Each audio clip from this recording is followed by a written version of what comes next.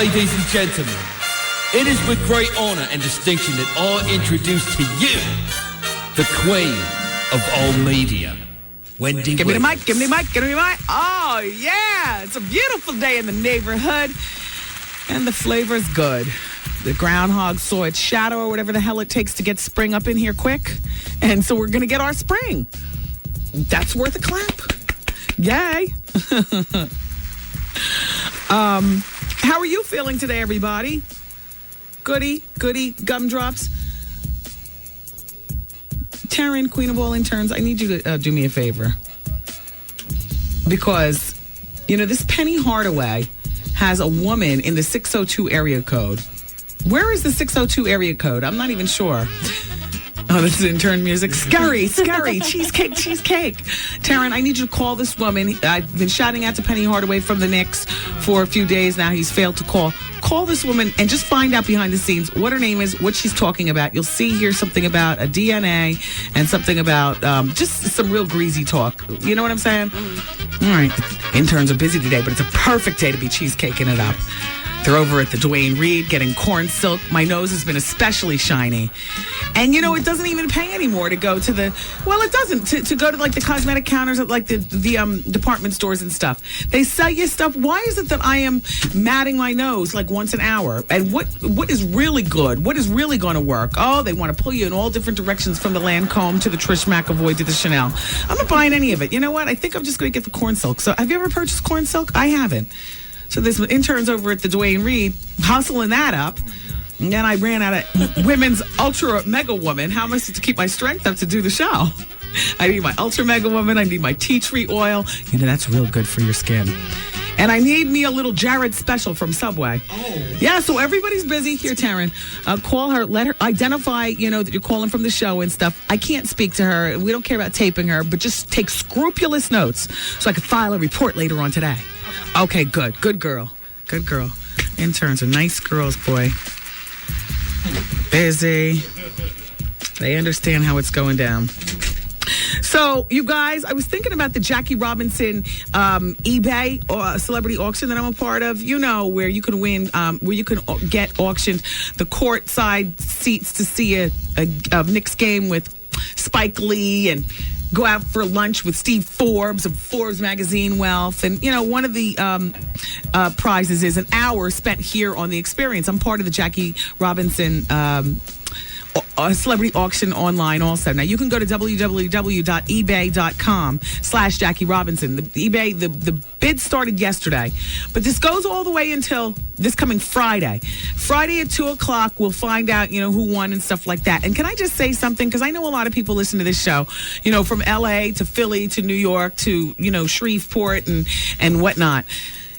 Whoever wins this, we can work it out as to when you spend your day here. So, for instance, if you are in Columbia, South Carolina, and you happen to be the highest bidder for an hour sit-in for the Wendy Williams experience, we can make sure that you can spend a whole weekend here in New York. I mean, you pay for the weekend, but the show that you'll be on will be either a Friday or a Monday show. So, you're not just coming up here for nothing. My suggestion would be that you want to come up here for a Friday show, because in that way we can tell you what's popping for the weekend, here in the city, and you can be off on your way and give you a bobblehead doll, T-shirts, and all that other kind of stuff. So I know it seems, at least in my head, maybe because I sit here every day and it's no big deal, but it seems like no big deal. I don't know what the auctioning is going to be like for an hour here on the experience, but I can tell you, anybody within the sound of my voice, and the Jackie Robinson Foundation that you're supporting is really, let's stay focused on what the money goes. Did you see me on BET News last night? See, I was so busy on E, I almost missed, and then I changed the channel. It only lasted for 2 minutes and 2 seconds. Anyway, the Jackie Robinson, thank you, BET News, though. I love any exposure. And once again, thanks Source Magazine. Jackie Robinson Foundation provides educational and leadership opportunities for students of color with strong capabilities academically and limited resources. Got what I'm saying? That means smart but broke. And the Jackie Robinson Foundation helps kids go to school. So, your money will be going towards a good cause. I'm going to give you the web address again. And remember, anybody, from Brooklyn to Compton, if you want to go on and support and then, try to get this hour up in here, www.ebay.com/Jackie Robinson. Okay. And we don't stop. Yeah. Listen to this. Because I was talking yesterday about that rape that Snoop is being accused of. So I'll use alleged in this whole entire thing. They use the R word, too, not sexual harassment. I mean, I saw rape in a report, which it's not the same thing. No. I don't know what to call it. I'm just going to say harassment. Okay. That's lighter. Nevertheless, just as, wrong, but it's all being alleged. And I was saying that it was the way I'm understanding, and maybe you understand this also, Snoop and his boys were backstage at the Jimmy Kimmel show. And there's a makeup artist there who said that Snoop and his boys attacked her in a sexual way. And so now she's suing Snoop for $25 million. And, I'm clutching my pearls like not my Snoop. But, no woman deserves to. And I know how easily things like this happen. And, women are just trying to get money. But I also know how easy it is for men to slip up. Y'all do it all the time.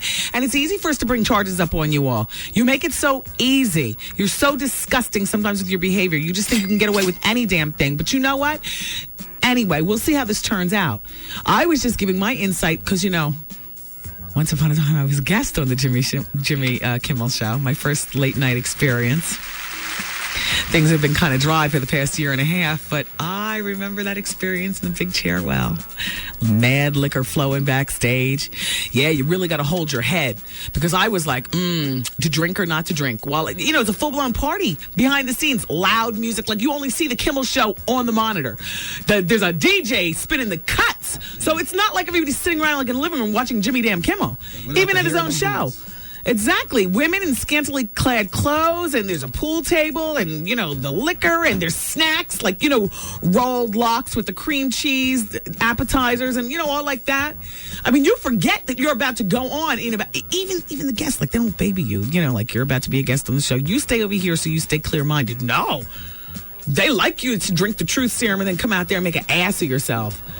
And I love a drink. And then I invited my friend Regina, who lives out there already. Regina and her husband Nick, and it's the four of us. And it's like we're at a party, like at a club downtown or something like that. And we were back there for about 45 minutes or an hour before I actually had to go on the show. Fortunately, I held my head. I sipped lightly on, one martini the whole time, just enough to loosen me up. Very mature. Well, I had to loosen up after I took one look at my outfit. I said, very colorful, but there's something wrong. Remember what I wore on the show? The boots and the jacket stand out. Oh, gosh. And that hair, the ultimate in tease and pop. I'm a work in progress. But I'm saying all that to say, things get very loose backstage of the Kimmel show. I mean, But here he is thinking he's inviting all adults who are going to hold their heads. Anyway. So Raven says they be brown juicing it up backstage at Jimmy Kimmel. Probably some Chief going on, too. Not for nothing, but the E2. All right. I don't know any more about that story. A. Marie was a good guest yesterday, wasn't she? Thank you, A. Marie. Thank you again. Michael Michelle had Jimmy Rodriguez's baby. A married man's baby. Wow. You would just never think that Michael Michelle would have tramp-like qualities. Well, he's a married man. Now think about it. Now pause. I know she's beautiful. I know she's talented. I know that's on New Jack City, chick. Now she's on, what show is she on? One of those shows on CSI. Kevin Hill. Kevin Hill, yes, great show. But let's read it, and she looks gorgeous every time she hits the runway. I love her widow's peak. It makes her stand out. I think she's a beautiful smile, and her favorite designer is Carolina Herrera, and she wears it like 80% of the time you see Michael Michelle on the red carpet. She's in Carolina Herrera. For years. But let's just investigate her trampy roots. Now, Melba Moore can tell you a good story, and Melba's come up here and told us the story. Right? She was sleeping with a married man back then when he was married to Melba. Oh, sure, there might have been problems in the marriage, but a tramp is a tramp. Let's call it what it is. Wow. For some reason, you always think a beautiful woman like that can get her own, and she would never have to poach another man's woman. Especially because another woman's man. Especially because she's not just beauty, she has her own money. Does it seem like I'm on a roll today? Sometimes I get like this. Let me just calm down. You're excited about something. Everything's going okay. There you go. I mean, my life has been hell recently. But everything is, but everybody goes through it. I don't have to share everything with you all. You don't share everything with your people, do you? You're my people, So sometimes I come in here, I'm covering. I'm covering, for a definite problem going on in my life. And you know how I am. My friend Lisa always knows this. As soon as I work through my problem, I have no problem sharing. It's kind of like writing the story of my life. You know what I'm saying? I couldn't have written about those things as they were happening. Because I got to sort through them myself before all the judgment and the daggers start coming. And, oh, man, you know what I mean? I am my own best friend, and I pride myself in getting through my own crap on my own, ultimately speaking. It's nice to have great support, though. It's nice to have great support, whether it's on the home front, great support, with friends and stuff like that. But I'm my own best friend, so let me calm down, everybody. Thank you. Hi. My boyfriend gave himself a wet Susie or whatever. He said he almost burnt his off. The Wendy Williams Experience.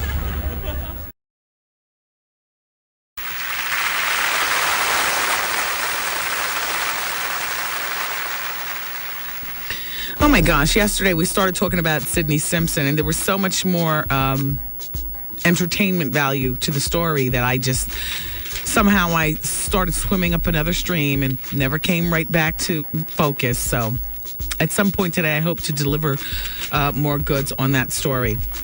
It's the Wendy Williams Experience, everybody. Thanks for being here.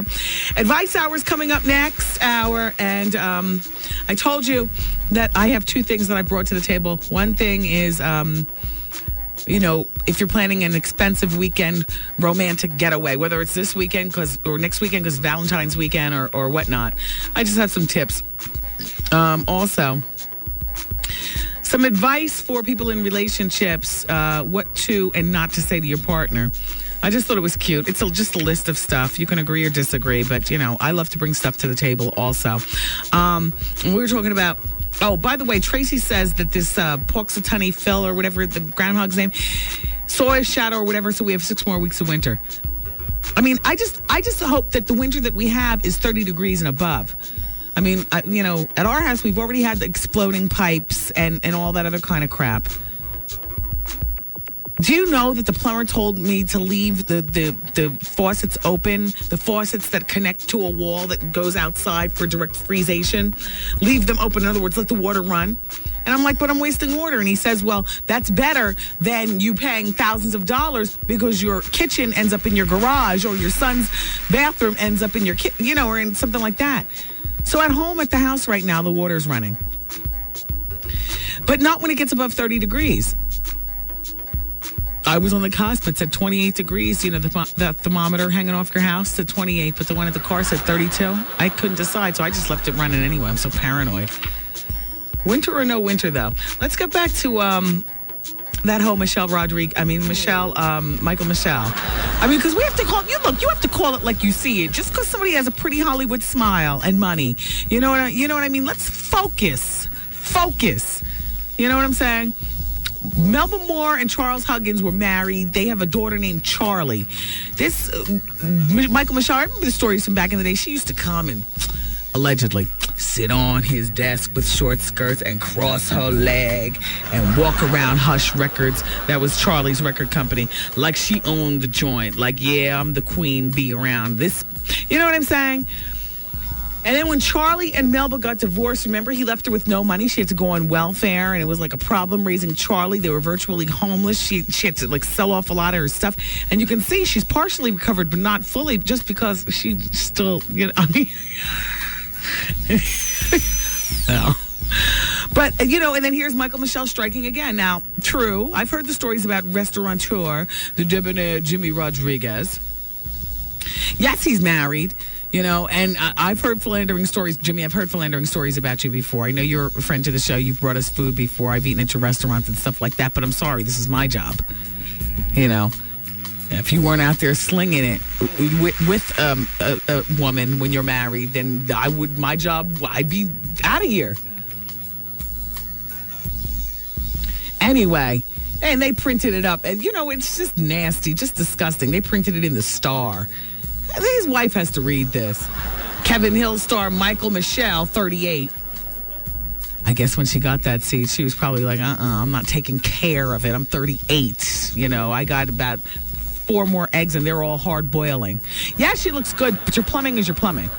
When a woman gets a certain age, I would say like 35 and up, she really starts, I only got a few more, years. If I ever get pregnant, I don't care if it's by a dog. I'm having this baby because I might not have a chance again. So anyway, it says Kevin Hill star Michael Michelle, 38, and her beau. He's a married man. And her beau, Jimmy Rodriguez, are proud parents of a baby boy born December 21st. This is Michelle's first child, so you can picture how she was when the EPT came back. She was probably happy, like, damn. And then he was probably like, oh, damn. I think his wife has since kicked him out and he's moved out or something. I don't know. Has he paid any of his restaurant bills? All his restaurants are closing and stuff. Are there any more Jimmy's open anymore anywhere? City Island. I don't think Jimmy's City Island is open. And Jimmy's Uptown has been closed. And Jimmy's Midtown is closed. And, I mean, Jimmy is a Puerto Rican guy who reminds me of A. Martinez. Like debonair and sexy in a Puerto Rican, in a Latin kind of way. Like he doesn't look white. And he doesn't look black. He looks Latin like he is. He's just sexy. Like 6'5".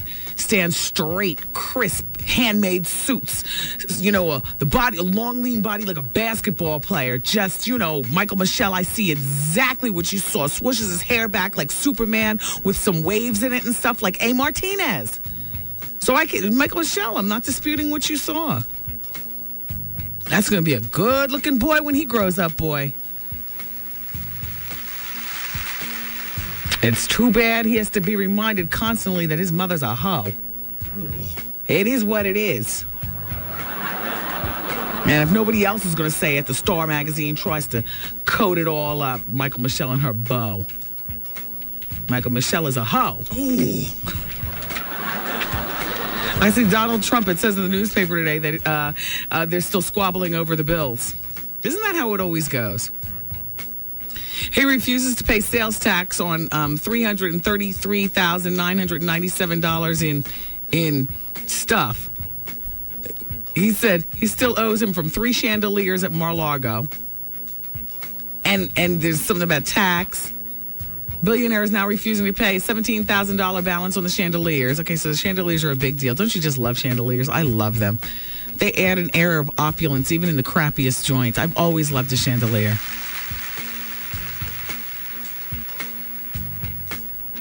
Now, Donald, don't you become a Star Jones. How much time do we have left on this break? A minute? This is not enough time to talk about a man who allegedly attempted suicide. Yeah, we'll talk about this during the Hour of Truth. Advice Hour is coming up next hour. I don't really like to mix, gossip and entertainment news with the Advice Hour, just because that is so interesting unto itself. And then, during the Hour of Truth, we have the crime mob coming up. Oh. We'll have them here for a minute. For those of you who aren't interested, you don't know who they are, believe me, I'll break it down. Somehow you'll be interested, I hope. And for those of you who are big fans, well, keep it here, because coming up for the Hour of Truth today, it's the crime mob straight out of Atlanta. You know their song. If you don't know the name of the group, it's Knock If You Buck with Little Scrappy. Do we have the song to play a little piece of it just before the crime mob actually comes in, that we can give them a sample? Or you didn't realize they were coming in today, Art, until I just said it now? Coming in, I'll go get it in the bag. Okay. Just make sure that we have that for the Hour of Truth, because, I would like to play a little piece of it and then have them come in. Okay. Very nice. All right. So as you can see, everybody, I've just quarterbacked this play, and the phone lines are open. Advice Hour is coming up next hour. Keep it here. Thanks. Wendy, man. I'm 46 years old. I haven't had any in 3 years. My wife cut me off 3 years ago because of her serious mental deficiencies, and I've still been a faithful husband. The Wendy Williams Experience. Everybody needs some. Should I leave? Like, is that selfish to my son? Come get some. Let me tell you, Wendy, it's really a trouble with a dude. Advice Hour. I'm having a problem with my fiance and his family. I was in a relationship with this girl for like 18 months. She told me the relationship meant nothing. Always drama. Call Wendy right now. 1-866-GET-WENDY. Fax Wendy at 866-WENDY-FAX. Wendy, can you give me advice on plastic surgery? Mm-hmm. Over 500,000 people in the United States have the HIV virus and don't know it. In New York City and Brooklyn, well over 70% of all HIV infections are among African Americans and Hispanics. If you've never been tested or if you've had unprotected sex since your last test, Now is the time to get tested. Monday, February 7th is National Black HIV/AIDS Awareness Day, and Project Wave New York and WBLS invite you to a special testing event in Restoration Plaza at Fulton Street and Brooklyn Avenue from 10 a.m. to 4 p.m. Now, during this time, you can go in and get your free and confidential HIV test. The first 107 people to get tested will receive a free WBLS t-shirt and a ticket to the WBLS Valentine's concert on Sunday, February 13th, featuring Melissa Morgan, Atlantic Star, and Keith Sweat. The new rapid test will give you your results in just 20 minutes. Remember, if you test positive, you can get the health care and treatment. For further information on this testing event, please call 718-797-0937. Get tested. You can live with the results. The lifting, the running, you got to keep the physical together. Whatever, it's all about the beautiful. TCB, taking care of me. I got TCB, taking care of you. The struggle, the drama, you're always running out of time, but you don't have to worry because you've got peace of mind. Blessed by beauty with TCB. TCB, taking care of me. I got TCB, taking care of beauty.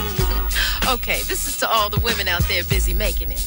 While you're keeping life together, TCB's full line of products is helping take care of the hair. With formulas that protect, strengthen, and condition, from vitamins A and E to rosemary and chamomile. TCB, taking care of beauty.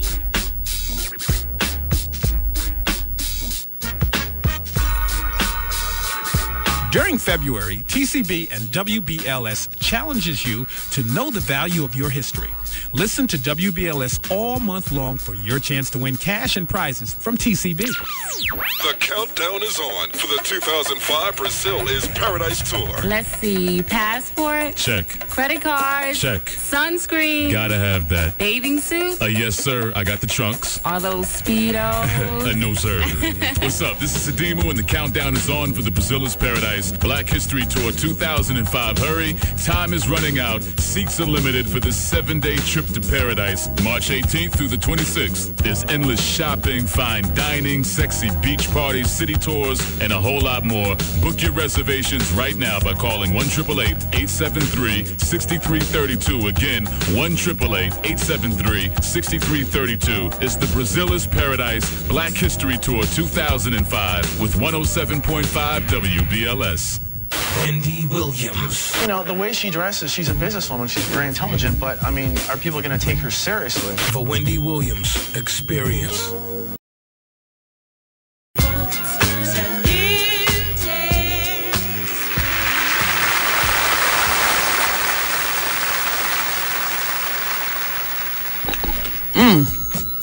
It's a Vice Hour here on the Wendy Williams Experience.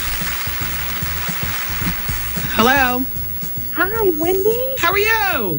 Fine. How are you, sweetie? Fabulous. Nice to speak with you. Likewise, likewise. Now, you sound so happy. You couldn't possibly have a problem. It's Advice Hour. Well, honey, you know what? It's not a problem because I know just how to deal with these sorry behind men, but it's just another point of view, and that's what I want from you. Okay. Okay, here we go. All right, I've been divorced now 2 years. I have 2 children. My daughter is 17 and my son is 8. I've been dating this guy for the last, well, it'll be 4 years this year. I know I said I've been divorced for 2 years, but we were separated for 5. Gotcha. Nonetheless, I've recently met someone just this past summer. He's a wonderful guy. He's a young man, 37 years old, physician. I teach school. The person that I've been dealing with for the last, now 4 years this year, he's always considered me just his friend. And I'm just recently learning these things just from his conversation. I thought we had something good going on, something good to accomplish together. Do you love him remotely? Yeah, I do. Remotely, yeah. Wow. So this must be kind of shocking that you're coming to the realization of being just friends. Yeah. Okay. Yeah, I mean, when I look back and read all the cards that he gave me and all the things that we've done together, and just to realize that in his heart, not even in his mind, but in his heart, I'm still just his friend. Okay. So now this new guy, I'm really feeling him. He's a wonderful, handsome young man, and he's got it going on. So why can't you date the new guy unbeknownst to the old guy? And yeah, I think what I'm saying is cheating, but in this particular case, look, you're not married. This guy considers you just a friend, so you consider him just a friend. I know it's hard to move your heart in one place, in a different place, but you know what? The physician is not going to let moss grow under his feet. He's interested in you. You're single. Do it. And you know what? And don't break up with the old guy. Keep them both. Honey, that's why I love you. You know why? Because we think so much alike. Because I'm doing already what you're saying. Good. So I just wanted to make sure. Yes. You know what? We're intelligent women. We've got it going on. And I just wanted to make sure, yeah, you're doing the right thing. Yeah. I'm dating him. And I'm liking it, girl. Thank you. Take care. Bye-bye. Yeah, you know what? Sometimes you don't have to choose. Keep both. Men do it to us all the time. Hello? Hello? Hey. Oh, my God. I love you. Hi. Listen, I need help so bad. Okay. I'm trying to make it quick, but it's a long story. Uh-oh. I'm a single woman, 2 children. I'm broke, and I'm very poor. I work, whatever, but I just lost my job. I was making $30,000 a year. But my appearance, it shows I'm poor. It shows in my appearance, and it shows in my apartment. I met this guy. He was crazy about me for about a month. He wanted to buy me a house. He wanted to get me some implants and do everything for me. Wow. Until I did something that ruined that. Now, what did you do? Wendy, don't kill me. But that's not what I need advice on. Okay. But what I did was I made a 3-way phone call to my mom because he wanted to speak to my mother and tell my mother that he loved me and he was going to marry me and take me from rags to riches. And when he hung up the telephone... Wait a minute. This is after just a month of dating? Excuse me? This is just after a month of dating? Just a month of dating. I swear to God, this man was about to take me from rags to riches in a matter of a week, actually. Okay. But he overheard me telling my mom that he was about to buy the house and he was getting my done and, you know, he was going away. And, you know, my mother was like, yeah, make sure you get your money before he go away. Make sure you get the house. Oh, you were both talking like chicken heads. And he caught you. So he overheard and dumped me. Yeah, you know what? As well he should have. I am so sorry. You sound like a lovely woman. But, girl, you blew it. Thank you for calling. Hello? Wendy. Yes.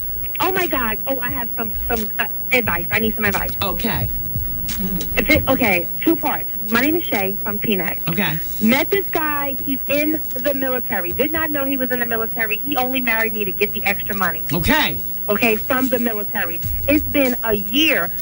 When I found out that he done this and that he had an affair with his second lieutenant, I told him, you know what, I'm going to go to the military. Boom. He starts sending me his money every month, his whole paycheck. Somebody put them onto it that he don't have to. They can't kick him out. He stopped sending me money. Okay, fine. Yeah, but did you know that he was marrying you for the convenience of the military? Absolutely not. How long were you dating him before you got married? Oh, I'm going to take my leg. Only 3 weeks. Okay, well then, okay. Okay, I'm going to take my leg, but that wasn't we were supposed to get married 10 months later. Okay. And after he claimed he all in love or whatever, after asking me 5 times to marry him, and I said no. In a 3-week period. Right, but I said, okay, I finally said yes, okay. But I'm thinking 10 months later we're going to get married. Fine, I'll walk around with a nice Even that's diamond. too soon. You do realize that. Yeah, but how old are you? 34. Okay, and how many children? 4. Okay, I can see why you did. I'm surprised you didn't do it in 3 minutes. But listen, so what's your question to me? Because this is all real seedy on his part. Okay, we are not. And yours. We're not doing anything together. Don't want to be with him. We're going to give him the annulment, the divorce, as soon as he gets back from overseas, because he's in Germany. But now, the boyfriend. Let's talk about the boyfriend. Should I not date and live my life the way I was living it the day before I met this cat who wound up being a scam artist? Or should I be sitting here waiting, crossing my fingers until he gets back to get the divorce? And I would go right back to how you were living prior to meeting him, because this is not really even a marriage. You were only married for a second. You didn't know him for anything. It's almost like a beat shouldn't change in your life. However, your perception, the perception that you give off to other people might change. Because I know if I was a guy and I really dug you, and I wouldn't date you right now, because I'd look at you like, God, what would make you marry somebody after 3 weeks? And you say, well, it was supposed to be 10 months. But you know what? What would make you marry somebody after 11 months or 13 months? I mean, it's all crazy. Plus, you're 34 with the 4 kids. I mean, you got to work your single life real careful. And no disrespect to women with kids, but that spells baggage. And you got 4 extra bags. Plus, you're 34. A young woman, but not a spring chicken. At 34, a woman with 4 kids. it's a lot you're asking of a guy. I'm not telling you should settle. I'm just saying you can't play the game the same way a 34-year-old woman with one child or with no kids can. And that's real. Thank you for calling. Thank you. All right. Bye-bye.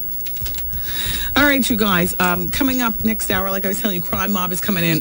Plus, we got to talk about the rapper and the suicide attempt, Master P and Silk the Shocker's gun rap, and what's going on, with other celebrities and stuff. In the meantime, let's get to another one. Oh, coming up later on in Advice Hour, in the next segment, as a matter of fact, I'm going to share with you those inexpensive weekend romantic getaways and some of the things that you should not say to your partner, and some of the things that you should say. Plus, your phone calls, too. Or your faxes in the next break. Here's a fax right here from a 36-year-old black man. All right, here's the billboard for it. 36-year-old rich black man and about to turn down my engagement. Okay, so here it is. Dear Wendy, I'm a 36-year-old black female from New Jersey. I don't have kids. And I've been in my relationship now for a year.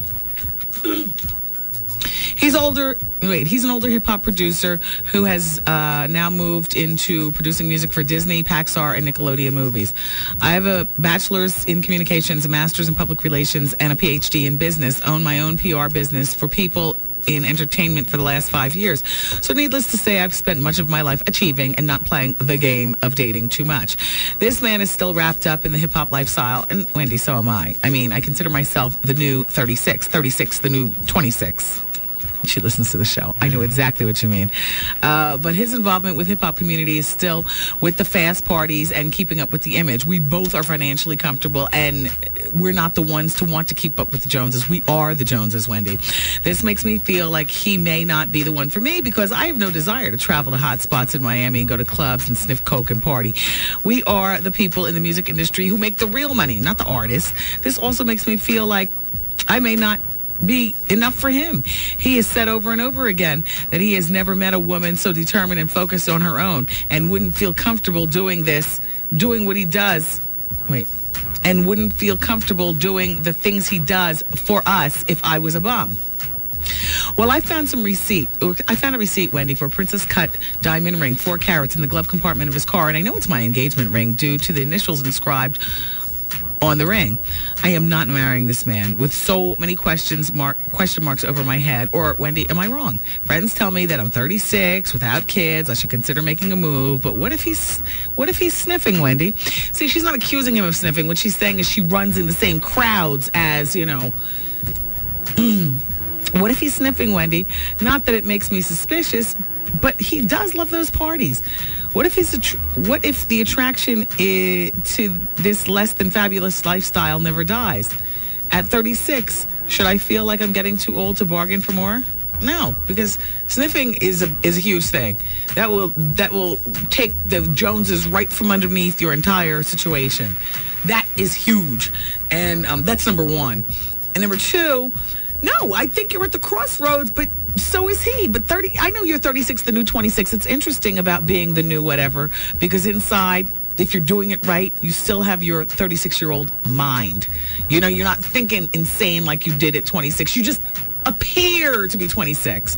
I know that's how I am, as I get older. I want to be the new every single year. I want to be, 80 the new 70. I want to be 50 the new 40. But I always want to have the mind of, the age that I am.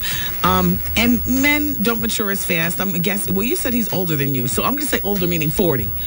I know plenty of 40-year-old men in this business who still live the lifestyle of a young rapper. And it is sad, but it is true. You know what I'm saying? Put that where? Back there. Yeah, but then again, girl, you're 36, and if what you want to do is get married and stuff, but here's the clincher. Right now, you're settling. You've only been with him for a year. And you have so many questions. You don't even know this man. You need to sit down and have the same conversation. You know what? You need to give him a copy of this right here. You need to give him a copy of this fax. You need to know. And if he's sniffing coke, by the way, he's going to lie to you. And if he's screwing around behind your back, because let's be real, cocaine is not the only fast thing going on at the club. It's women, it's e-pills, it's other men. How you doing? I mean, you know what I'm saying? And maybe you need to get up off the couch and go out sometimes with him. I understand that, you're over those parties and things like that, but now that you are involved in a relationship for a year and you're about to get married, maybe you maybe need to be reacquainted with exactly what the party crowd does these days. Because take it from somebody who goes all the time, it never ceases to amaze me, honey. Miss Wendy be sitting on the couch with her drink saying, wow. It wasn't like this 5 years ago at the very same club. Hell, it wasn't even like this 3 years ago. It changes all the time. I mean, just as fast, except it seems to be getting faster and looser all the time. Have you ever seen a girl lift up the back of her skirt and get boned at the bar? Just right there, right in the crowd. Okay, well, it's going down in the clubs. Have you ever actually seen somebody execute, like a one-on-one off the soap dish in the bathroom? You just walked in. Oh, everybody's so casual. It's, I would hold off on the engagement. I wouldn't accept his ring. You have too many questions. And you're assuming that this is your ring. Hopefully you're right about that. Otherwise, I would hold off, though. You don't know enough about him. And you've only been together for a year. It is time for you to step up to the communication plate. And good luck, because them eggs are hard boiling as you're listening to this. If that's what you want. Not all women want that, but All right, everybody, keep it here. Advice Hour continues. I'm looking at your faxes from the fax machine this time, not the telephone, from the fax machine at 866-WendyFax. Plus, I've got the list of stuff that I brought in to share with you. Okay, keep it here. Thanks.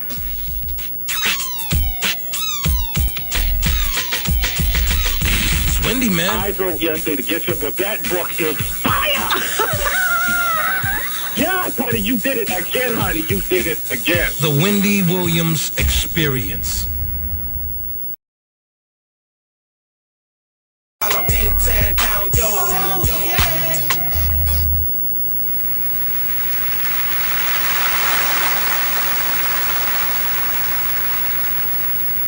Oh, yeah. It's the Wendy Williams Experience. And don't forget, tomorrow night, Wendy Williams is on fire on the red carpet for the VH1 Red Carpet on Fire special tomorrow night, which will be February 3rd at 11 p.m., okay? Thank you in advance for your support. It's still Advice Hour. Dear Wendy, I'm in my 20s, and I've been married for 4 years. We have a beautiful 6-month-old. I have a beautiful 6-month-old with my husband, but Wendy, my husband, has never been affectionate to me. But it's gotten worse through the years. I've told him on several occasions. But the situation doesn't change. In fact, it becomes worse. I feel like we're two roommates who share a house. The intimacy has changed as well. Wendy, what should I do? You should stack your dough and plan your escape route. Because if it hasn't changed all these years, it's not going to get any better anytime soon. And if you're still in your 20s and you have a 6-month-old, if you can beat it now, then beat it now. But it's my thought that if you're planning to leave your marriage, anybody, that you just can't do it all of a sudden unless you're getting your ass beat, in which case that's when you grab the kids or your belongings in the middle of the night and just leave and try to figure out the next plan once you're safely out of the house. But if you're not being beat, then divorce is one of the most painful things you can go through in your life. And so it's got to be a well thought out escape route. So now that you have it in your mind that you feel like roommates and the intimacy has changed a lot and his affection towards you has become more cold worse, then it's time to plan your escape route. Stack every bit of money you can. Get yourself a second or third job, or if you're not working at all, it's time to get a job. Time to start looking at apartment listings and figure out where you're going to live or whether you're going to go home. You got to plot your escape while you're in the marriage. And whatever you do, don't change the status of your marriage right now. Like, don't start sleeping in the guest room and everything. You don't want them to know what you're up to. You just plot and move, and when you're ready to do, you just execute. And once you're safely out of the house, then all the rah-rah is going to start. But at least you're out of the house and you're in your new apartment, your first license security. You got a little bit of your FU money. That's what FU money is for. If you don't have FU money, then you need to stay until you get your reserve. Thank you. Okay, so I went to this website and it says on the top, free marriage advice. What not to say to your partner. As far as I'm concerned, you can replace the word marriage with relationship advice. All right, they give a list of what to say and what not to say, just in general. Some of the things that you do say I love you. You look beautiful or you look handsome. I appreciate you. I believe in you. You are a wonderful person. Don't forget to say thank you. And would you please help me with this? I'm thinking about you. I can't wait to see you. Please, can I help you? I love spending time with you. You mean everything to me. You are so strong. Or, you were so strong. A man could say that to his woman also. You're so strong. Your strength is incredible. You mean the world to me. I'm so lucky to have you in my life. I'm proud of you. I respect you. I'm here for you, and I'm listening to you. And always ask, not demand, they say on this website. Give compliments, share your feelings. You may think that he or she knows that you love him or her, but to say it is to hear it. So, and then here's a list of things that they say do not say. This list, ironically, is longer than the things to say. As a matter of fact, this list spans 2.5 pages. Don't say, I told you so. You're lazy. You're fat. Did you gain weight? They also say, never say, you're a failure. You never listen to me. You're ridiculous. That's stupid. See, they're being unrealistic with this list, but you pick and choose some of the things not to say to your boyfriend, girlfriend, or spouse. You're such an airhead. Don't you know how to do anything? What's the matter with you? Are you crazy? You're so dumb. I hate you. I don't know why I married you. You never help me. You don't listen to me. All you do is watch TV. This marriage is a ball and chain. You're going to be sorry. Your paychecks are so small, I can't pay the bills. You're sloppy. You never clean the house. Why don't you fix your hair? Is that all you have to wear? Is that old T-shirt? You don't understand anything. Hold on. They continue on the list of things never to say. You never loved me. You never show me love. You never do anything for me. You don't understand anything. Is that all? You're pathetic. You're not even a man. Or in that case, you're not even a woman. Don't you know anything? You are so...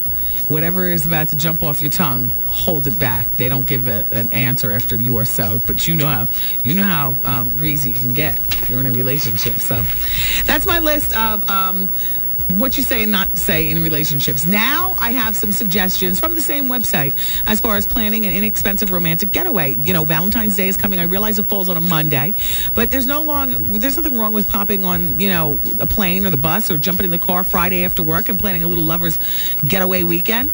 They say, number one, if you have kids, plan a weekend away from them.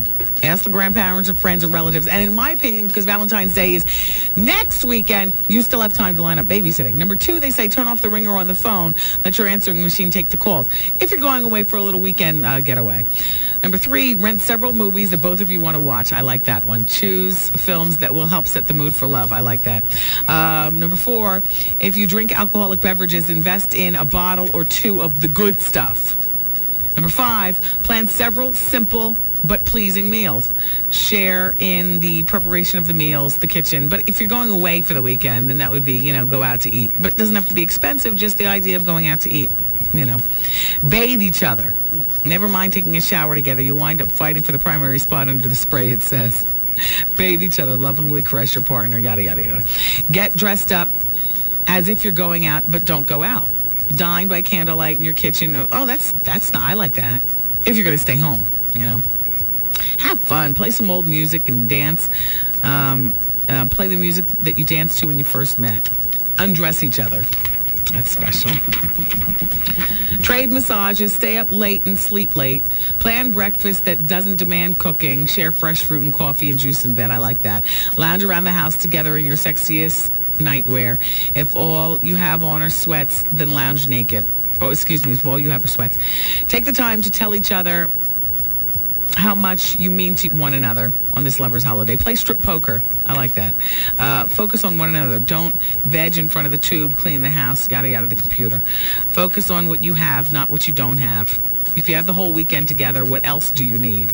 Tell each other just what attracted you to each other in the very beginning and what attracts you to each other now. Take out old photo albums and look at them together. Remember the special moments that you shared. I like that one. Trade favorite moments. I like that one a lot. All right, so Valentine's Day weekend is coming, or you can just use these tips for any old, weekend where you feel as though you need to rejuvenate your relationship. In the meantime, the Cry Mob, our special guest for next hour, Knock If You Buck. That's their song. Get in their heads, plus gossip. Next. It's Wendy, man. I drove yesterday to get you, but that truck is fire! Yes, honey, you did it again, honey. You did it again. The Wendy Williams Experience.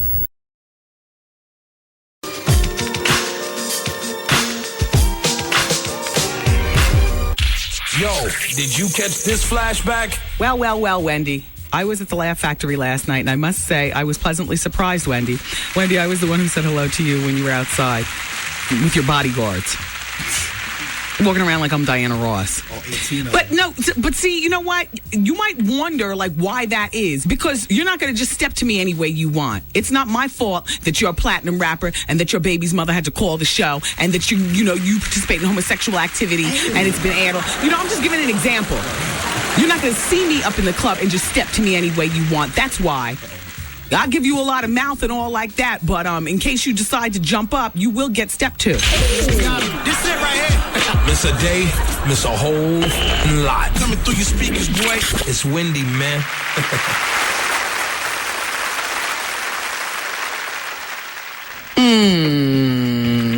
Whoop. Welcome, everybody, to Advice Hour here on the Wendy Williams Experience. Special shout out to Wiggy, Keisha, Nene, and they all live in Irvington. No, I don't make up Advice Hour. I mean, who's got that kind of time? You know what I mean? Well, let's bring in Cry Mob. How come they're not coming in? Oh, yeah. Huh? Oh, yeah, bring them in. No, bring them in. All right. Yes. What's the status? Yes. Okay. Yes, Christina in the hall. Yes. The answer is yes to the question that you asked me. Cry Mob's coming in, so they're from Atlanta. Bunch of people in the group. There's 6 of them. I gotta understand how they split the money. If I were in a group these days, it would be a solo act. At the very least, we'd be a duo. We couldn't even be a trio. Like Beyonce and Dem, or like TLC or whatever. We'd be strictly Salt and Pepper with Spin falling back on the turntables. Oh. At the time they brought Spin to step up. Hey, Spin, what's going on? Spinderella does afternoons at my Los Angeles station, KKBT. Hey, Spinderella, what's really good? Yeah, she's a jock now. Hey, here's Cry Mob. Wow, there's a lot of people in the group. Hi. Now, everybody in the group is, how are you? Good, I'm Princess. Hi, Princess. I'm Diamond. Nice to meet you. Hi, Diamond. Nice to meet you. What's your name? Psycho. Okay, Psycho. I don't like anybody, especially someone named Psycho, standing behind me. Everybody will be over here. Here, swing the mic around. Hi. I'm John on the man. Yeah, I was going to say, you were definitely not a part of the group. You're too old. Hi, Little J. And hi, Psycho. It's nice to meet all of you all. And welcome to... You're clearly part of the group. What is your name, young man? Does Miss Wendy sound ancient? Killer C's, okay. Now, let's see. We have Princess, Little J, Killer C, Diamond, Psycho, and Johnny, and they make up the group from Atlanta. Cry Mob. Mm-hmm. Yeah. Nice. Now, this is not a manufactured group, everybody. This is a group you guys all met from your neighborhoods. Mm-hmm. Back in the day when you're like 11, 12, 8, and whatnot. And now, all of you all, the age range in the group is 16, 17, and 8, 19. And 19. Damn, Miss Wendy been around. How old are your mothers? Princess, how old's your mom?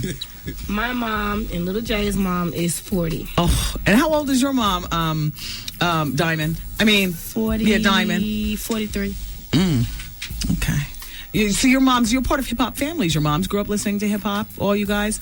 And now you all make music. Not quite. How old is your mom? Psycho, right? Yeah, my mom, she like 40, 41. Well, then she grew up listening to hip-hop. Yes, she did. She still ain't even into the hip-hop. Because your mom, all of your moms and me, we're all part of the same peer group, except I still like to snap my neck and drop it like it's hot.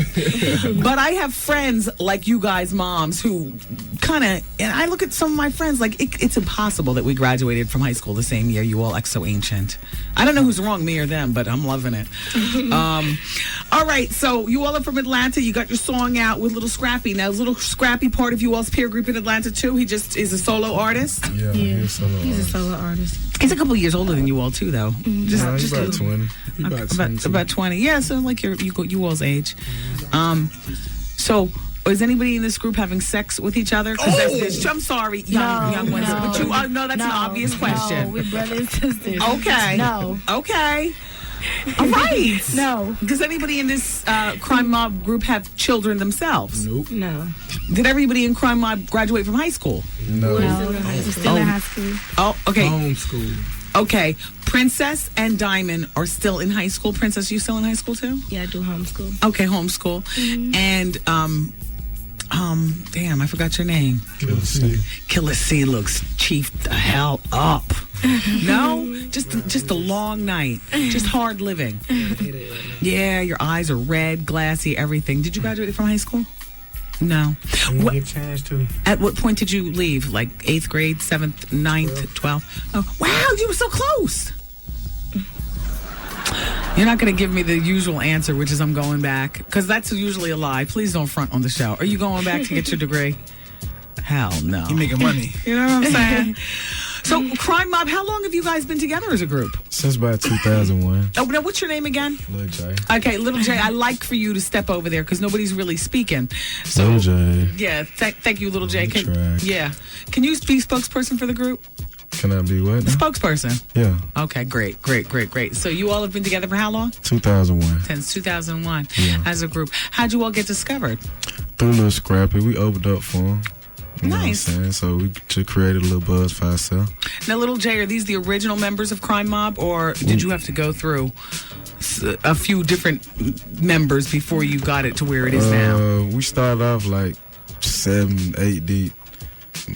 But, you know what I'm saying? We dropped 2, added 2. And now you dropped 2, and now you have 5. No, if we you added missing 2. one. Success. MIG's not here. He's sick. Oh, MIG's not here. Actually, it was a whole clip. We were like a game. Yeah, because I'm trying to figure out. I know it seems fun in the very beginning. You all are rolling as friends and stuff like that. I'm just trying to get to the bottom of it. But you know, like in entertainment, the number of people in the group split the number of money made at the door. Yeah. This is a lot of splitting. And you said there's one member missing. He's sick. Is he in New York, but he's back at the hotel sick, or he's back in the ATL sick? ATL. Wow, what's the matter? Is everything okay? Yeah. Jeez, that's pretty sick. He has kidney problems. I mean, you know what I'm saying? Who's going to miss out on He a has trip? kidney problems. Oh, kidney problems. So there's 6 people in the group. You split the money 6 ways. That's right. A whole lot of money, see what though. Yeah, a whole lot of. Okay, so it makes it nice. So, who has the driver's license here? Raise your hand. Princess. All right. Everybody except for Little J. Little J. Yeah. Little J, what's the problem? Man, I'm trying to get it, man. I've been making beats. He's So lazy. do you all have cars? Yes. Okay, girls. What's your car game looking like? Princess? I have a Chevy Cavalier. I ain't want nothing too flashy because I was still in public school when I got mine. Yeah. And I ain't want nobody slashing my tires. Yeah, were girls hating originally when you first? Yeah. Now, Diamond, do you have her back? Did you go to the same public high school? We did at one point, but I transferred to another school. Yeah. And I have a Honda. Honda, nice. Do you have rims on it or anything? It's just Honda. Accord. Yeah, we're working on the rims. You know what I'm saying? Got them blown up. Okay. Little Jay, no, you don't have a car. Psycho. Psycho, yeah. got a Chevy with 24s on it. Psycho is so attentive to Miss Wendy. How old are you, Psycho? 19. Oh, look at me working the playground, y'all. You click like that, don't I think so. What kind of car do you have, Psycho? Thank you. Chevy on 24. Chevy on 24s, okay. And what's his name again? I forgot. Killer C. Killer C, what kind of car do you have? I got an 83 Cutters. Nice. So tell me about you guys' CD. Self-titled. Crime Mob came out August 3rd. August 3rd. And how have you done thus far? We got just a little bit over 200,000. Okay. I mean, Diversity. that's your first CD. No features on there, just Crime Mob. Just Crime Mob, and one collab, a little Scrappy on the Nuck. Look if you would. Yeah. Did you have to pay him for that? No. Oh, great. Hey, but say this, we platinum in ringtone, so if y'all like the ringtones on the phone, go get some more. What do you say on your ringtone? What is on your ringtone? What song? Our whole album on ringtones, and then we got... I'm getting ready to get down with that, except it's going to be my voice. Yeah. We did those too. What did you say on your ringtone? Someone was like, "Hey, pick up the phone. It's your mama calling," or something like that. Or something funny. Baby mama. Man, don't look at the call ID, man. Pick up, man. Yeah. How does that work when you get paid through ringtone? What do you get, like $2 a quarter? You don't. Probably about a quarter. Who's in charge? Who's the most smart with the money here in this group? Princess. Okay. She's like Serena Williams, don't she, a little bit? Everybody say that. Oh. I don't think so. I don't think that's a compliment. Oh, my goodness. I think she's got a smile to make her look like Tyson Beckford's little sister. Like, they both have, you both have turned out lips, which there's nothing wrong with that. It's very attractive. And you got your braces on. When do you get your braces off? July. I know you can't wait. 2005. Were your teeth a mangled mess prior to the braces? No. Yeah. Oh, yeah, just asking. Look, we're real tooth people here, and as far as I'm concerned, nobody in this group... Let me see, Psycho. I was going to say, nobody gets the drill.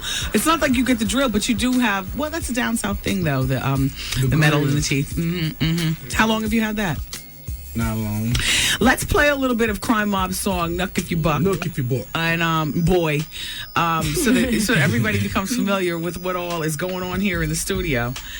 So, how many songs are on your CD and who's doing all the writing? 12. We all do. We rock equally. Nice. Lil J on every track, so... Yeah. Little J, you're on every track. That's right. All of you aren't on every track? No. He does the beats. Oh, the beats. Oh, so you might be smartest with the money, but that's the man who's collecting just a few dollars more than everybody else. Okay. All right. Let's turn this up a bit. You can fade the mics down and just check it out just for actually keep the mics open. I like this song. I haven't seen the video yet. Did you have a video rolling on BET for the song? We skipped Rap City. We was the first group to go straight to 106 in Park and perform. Oh, is that the pecking order on BET Art? I'm learning something new every day. It's Rap City first, and if you're good enough on Rap City, then you can be part of 106 in Park. I don't know about if you're good enough for Rap City, but normally Rap City is the first step, and then 106 in Park. Yeah. Do you guys watch College Hill? I watched it last night. I tried. I don't like College Hill. Like kind of boring. They're trying to be like everybody's trying to be like MTV. Yeah. The Osbournes are selling that house. You know, the house that we all love? What? They're saying it's too big now that the kids are moving out and stuff like that. So they want to downsize. So who are you all dating and what all's going on with you all? Just boyfriends, girlfriends? Princess is single. Okay. I'm Diamond. Who you with? He's not in the entertainment business. So we don't know him. You wouldn't know him. Yeah. Tiny is with T.I. You ever see them around Atlanta? Yeah, all the time. Yeah. How do they look? Turn it back up, Dave. Wait. Do you see this face? Yes, she's Princess is looking shady. Now, what is it? How can you be even battle shading a 20 grown something woman? You are what, 16, right? I'll be 18 February. Same difference, though. You know what I mean? What you really like T.I.? He tried to hit on you at one point. No. I'm just a fan. Come on, come over to the mic. I like his music. Have you ever seen Tiny and T.I. out together? Mm-hmm. You know they have a son together. His name is King T.I. Yeah. That's one of them names. Yeah. I guess. I didn't know that. Tiny from Escape. The real light skinned, real short girl. With the nose. With the nose. With the nose. See, now everybody knows. Does she? Yeah. This is nice, you guys. So, your CD is called Crime Mob. That's right. Self-titled. And the group, everybody, is called Crime Mob. And we'll be looking for bigger things from you. I like you. We got some mixtapes coming out on summer 2005. Do you have a website? Can we go and learn more about you? Crime-mob.com. Crime-mob.com. And we got 2 singles coming out too. I Beat Your... Can we say the A word on the radio? Ass? I beat your ass and stilettos. Okay. Not only do we applaud that word here on the show, but we use it in that same phrase. I will beat your ass. Yep. Well, I want to thank you all for coming in on the show. I don't really know you kids, so, there's not a bunch for me to ask you. I don't know anything to do you in or to big you up. I just know that I like this song right here, and I know that there's a lot of people in your group, and I'm trying to count now to see how many of you all are going to be here next time you all come back around. Somebody's going to be tired of sharing the money 6 different damn ways. I'm tired already for you. It's Princess, it's Little J, it's Killer C, Diamond, Psycho, and Johnny the manager.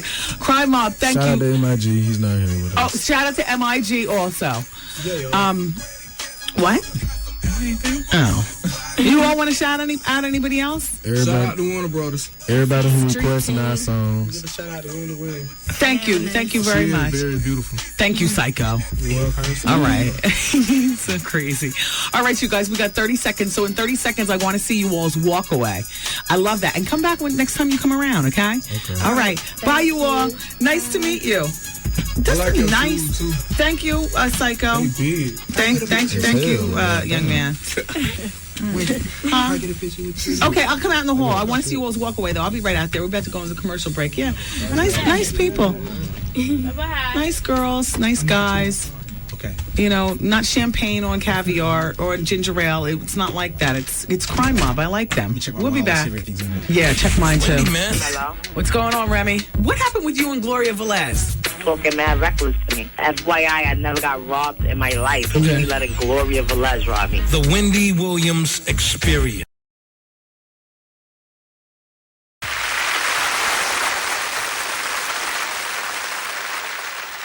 Hello? It's the Wendy Williams Experience. Hey, everybody.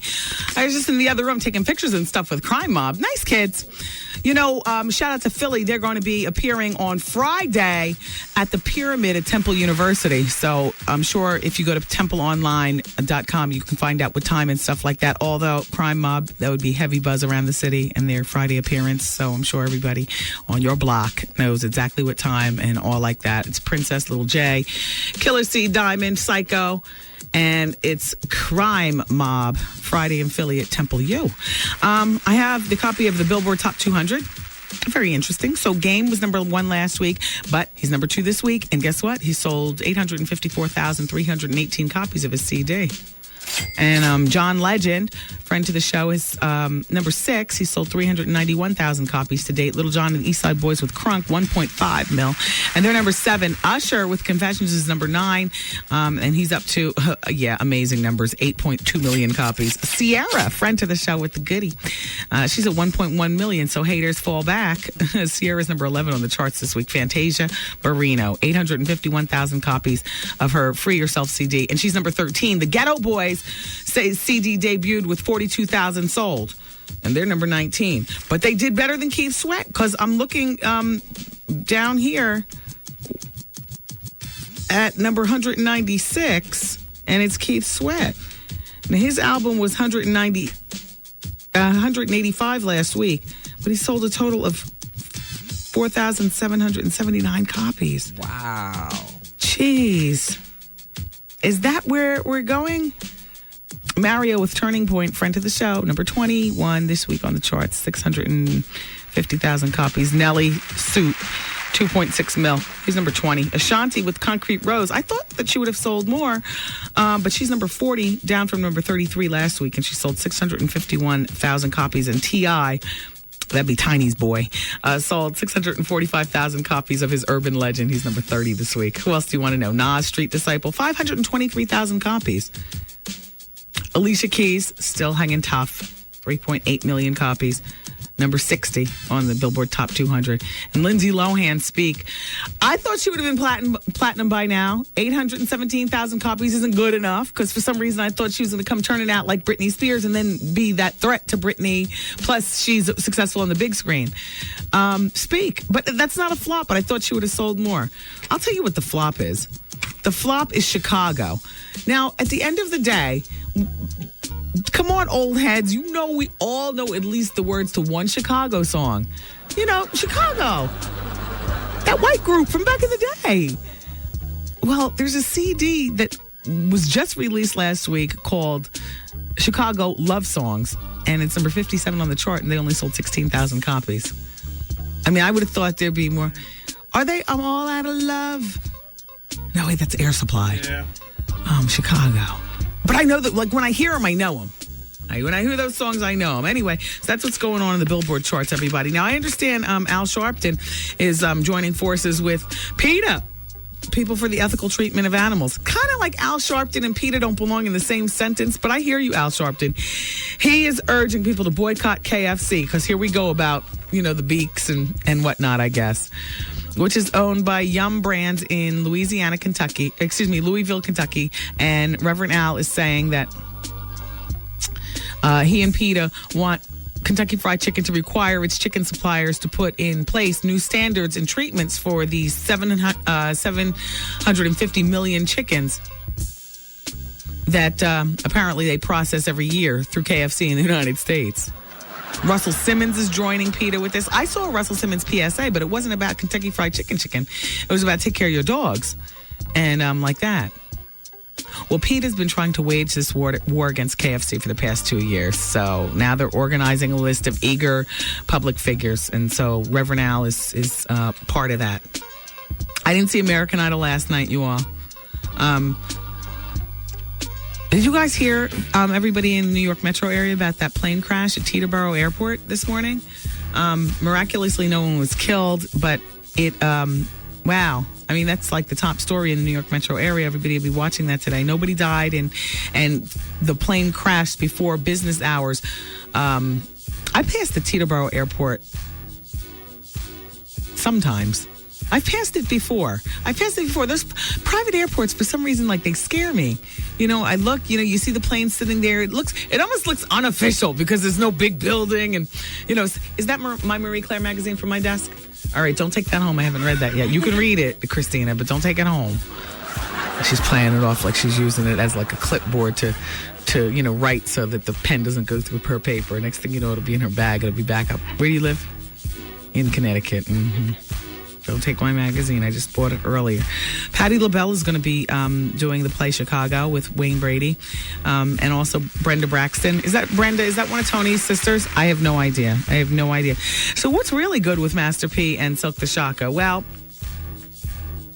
I have no this just in. I have nothing. Can somebody get Art? Christina, can you go get Art back in the room so he can hit my... All right, can you get it? All right. Master P may have had the hookup, but that didn't keep him from getting locked up last week. The multi-platinum selling rap legend and his brother Silk the Shocker were arrested on felony gun charges in Los Angeles last Thursday. They kept this silent. I'm just finding out about it today.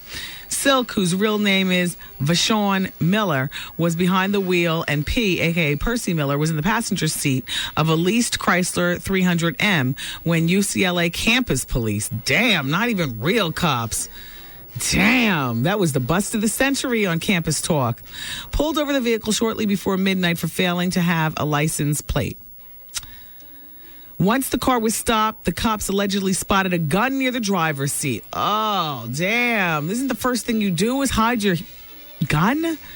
Officers ordered the two rappers and two other passengers out of their ride. A search turned up a second loaded gun hidden underneath the passenger seat. Damn, said the UCLA police.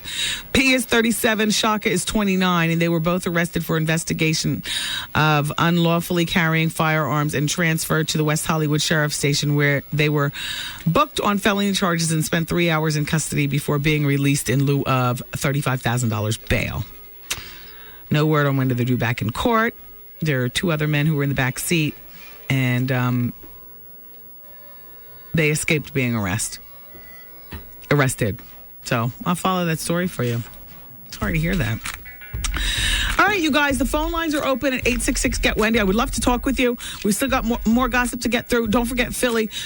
Friday, the place to be is Temple University for our special guest who just left the studio. It's Crime Mob at the Pyramid at Temple University on Friday. What's really good, Philly, and Power 99. It's the Wendy Williams Experience, everybody. Wendy, man. Yesterday, I don't know if you heard, Little Flip gave you a nice shout out on 106 & Park. He was just shouting you out because you broke Sunshine before everyone was playing, and he said after you played it, the whole country started. Of course! The Wendy Williams Experience.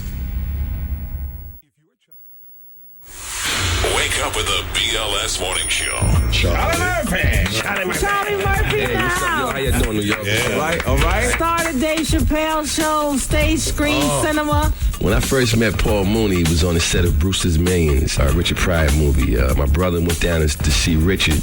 Richard had a bodyguard named Rashawn, right? And I heard all about this guy. You know, he's a martial artist. He can levitate. And incredible. He could disappear. They made the guy sound incredible, you know what I'm saying? So when I walked into Richard's bus, it was Richard and this guy with a real mean face, and he had like, you know how the Muslims are very serious. He had the whole Muslim thing going on, but he didn't have the bow tie on. He had the clean shave, the real white teeth, and he never said hello or anything. He didn't. I said, this must be the cat that you know that everybody's talking about.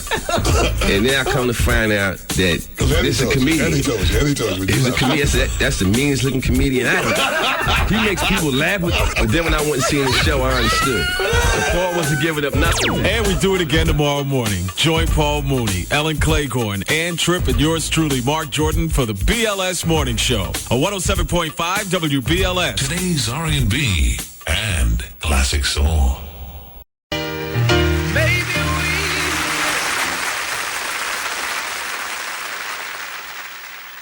It's the Wendy Williams Experience, everybody. Hey, how you doing? All right, so did you know that the Rock, I was just refreshed about this. I read an article on it recently, and I was like, that's right, he did get liposuction on his man breasts. Well, he admits it. He says, you know, self-improvement. Hey, he walks around with his shirt off. He had a little loose meat there, and even though I guess, you know, his abs are tight, his guns are right, his neck is thick, he's 6'5" and 270 pounds, and they call him the Rock because he's rock hard, but apparently the boobs are a little soft, so he got his man breast reduced through liposuction. And about Sidney Simpson, I don't have any more word on what ended up going on with that situation at the private school last week, but when last I reported, the girls who she sucker punched elected not to press charges because they felt sorry for Sidney because she just lost control and she just hit the first thing at her.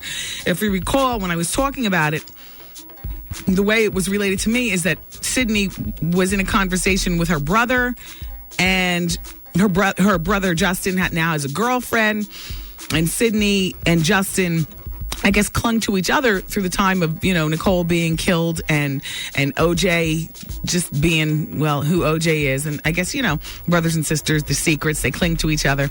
I guess much like boyfriend, girlfriend, except not the romantic part, but, you know, the closeness. And now the kids are coming of age. You know, Sydney's getting ready to start at Boston College or University, whichever, in the fall. And Justin's still in high school, but he has a girlfriend. So I need this in the thing as opposed to just sitting on the counter.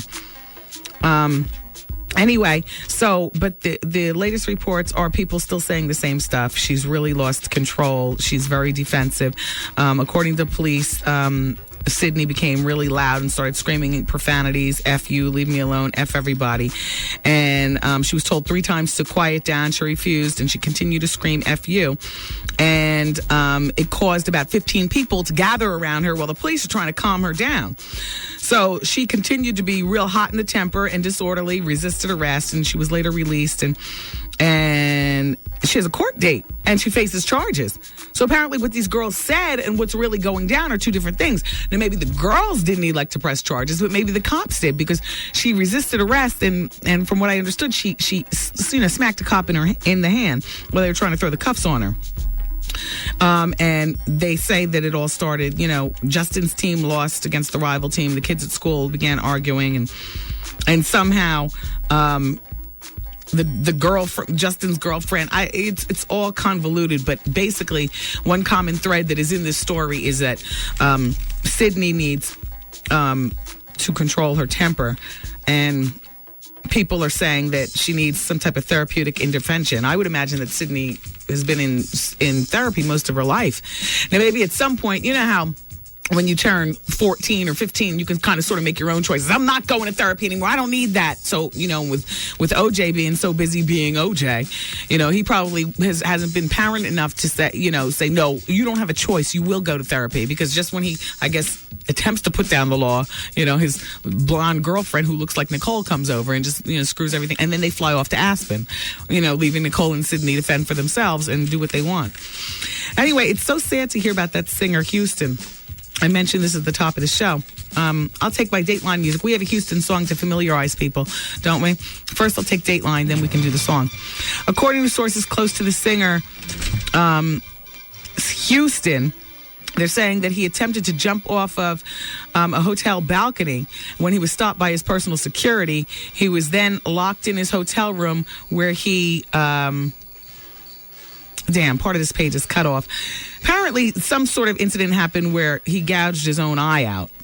The Los Angeles native, born Houston Summers IV, was overseas for a series of performances when the incident occurred. He scored a big hit last year with Chingy and Nate Dogg, featured on the song I Like That. Do we have I Like That? Is that what we actually have up there? Yeah. See, so this is the song right here. We know this song. He's singing, whoa, whoa, that's him.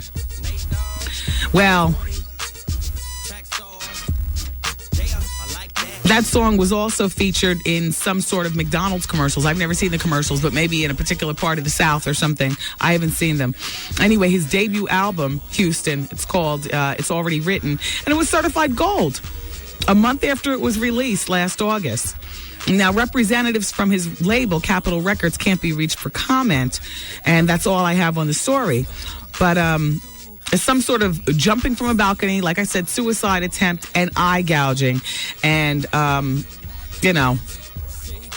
sorry to hear about everything going on. I'll be following this story for you all.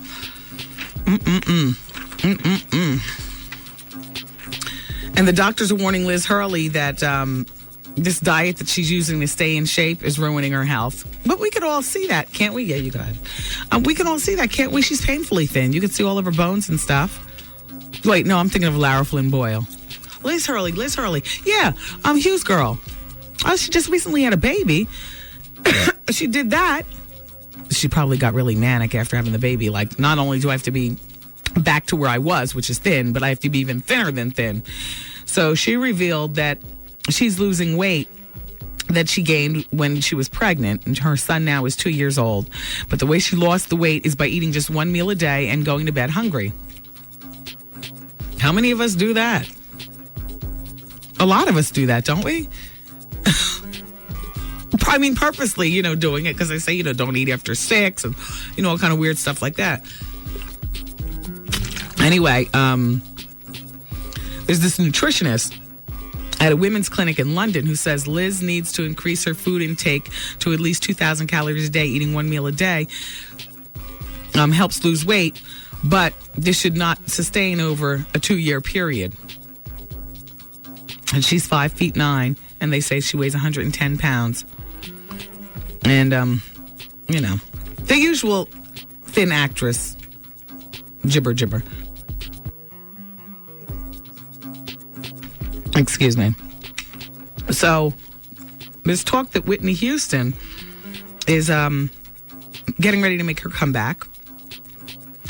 Apparently,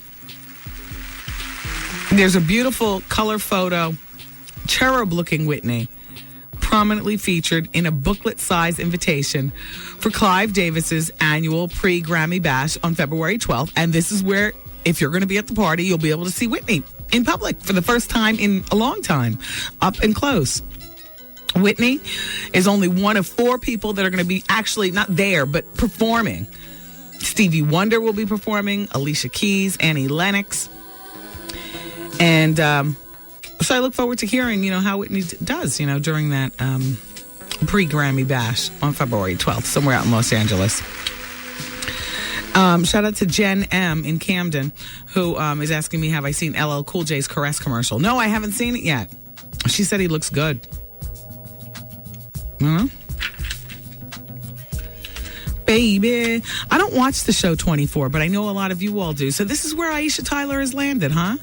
Well, remember when she hooked up with Lisa Kudrow from Friends behind the scenes? Lisa, apparently, upon Friends dismantling, was going to be a co-producer or producer of a sitcom that was going to actually star Aisha Tyler. And I had high hopes for the sitcom because I don't know, I think I just brought into the Friends name brand thing, anywhere Friends goes at this point and wants another sitcom, they're going to get it. But apparently not. So I guess those plans were scrapped, but Aisha Tyler hasn't missed a beat. She's a DNA specialist on CSI. Or was a DNA specialist on CSI, and now she's on the show 24. So I have a little interview from her. Do you ever read TV Guide, like as a magazine, as opposed to just going right to your night and your time and looking to see what's on TV? It's pretty good. So they asked her, how did you end up on both CSI and 24? And she said, see, I didn't realize she was on both at the same time. She said, I did a very intense episode of Nip Tuck last spring. I remember that one. I played a Somalian model who was a victim of female genitalia mutilation. A lot of people saw that, and I got calls from 4 dramas within a week. Wow, that's big. And then they go on to ask her, speaking of Nip Tuck, have you ever had any work done? And she says, I don't believe in it. I think it's freakish when you look at a 50-year-old woman and she looks 35, or she looks surprised, like she just saw a ghost. And so then TV Guide asks her, so you're just going to let your wrinkles show? And she says, I'm just going to let it go, And she laughs. I'm black, and good black don't crack. It does droop, but I think unless it's some kind of freakish deformity, I'm going to leave my damn face alone. And they ask her, how do you juggle 2 shows? She says, it's really exhausting, but the shows are working out. Then they call me and tell me when to show up and where, and I do. That's nice. So she's managing 2 shows, plus she's married, Aisha Tyler.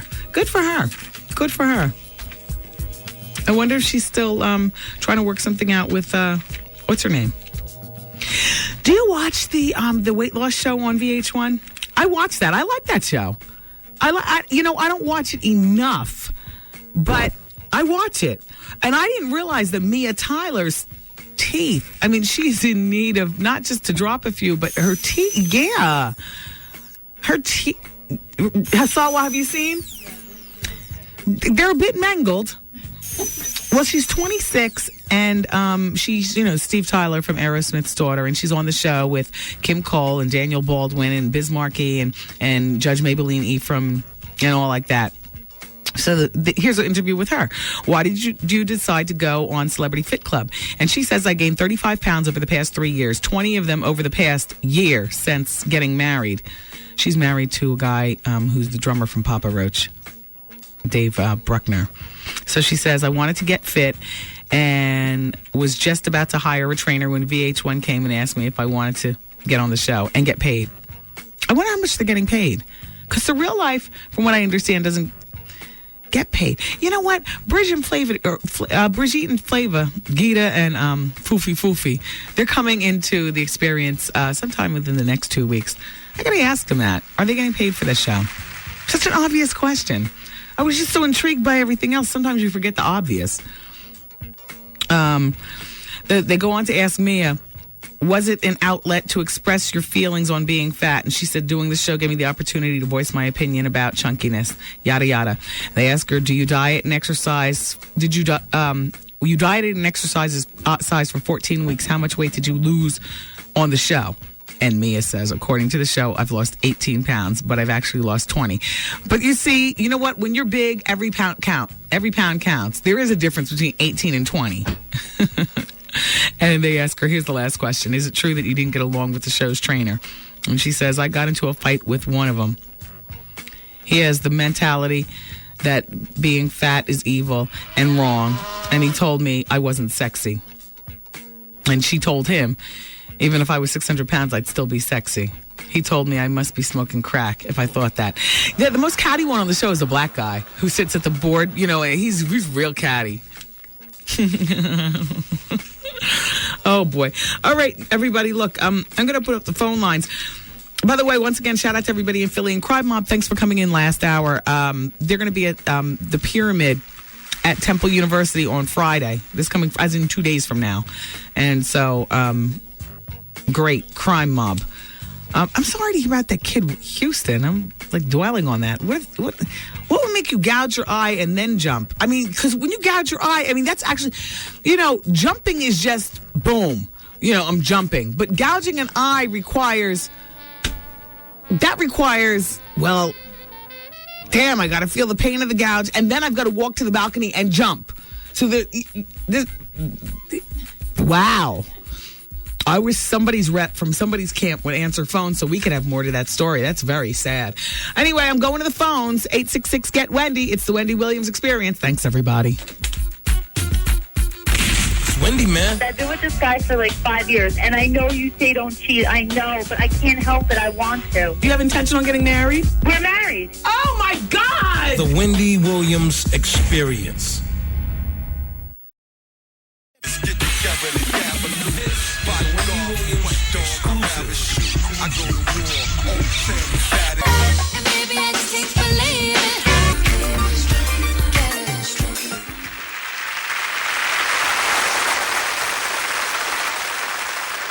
Wendy Williams Experience is on the radio. Hi, everybody. Before we leave today, I want to thank our special guest who came through, Crime Mob. Nice kids. One of them is sick and still back in Atlanta.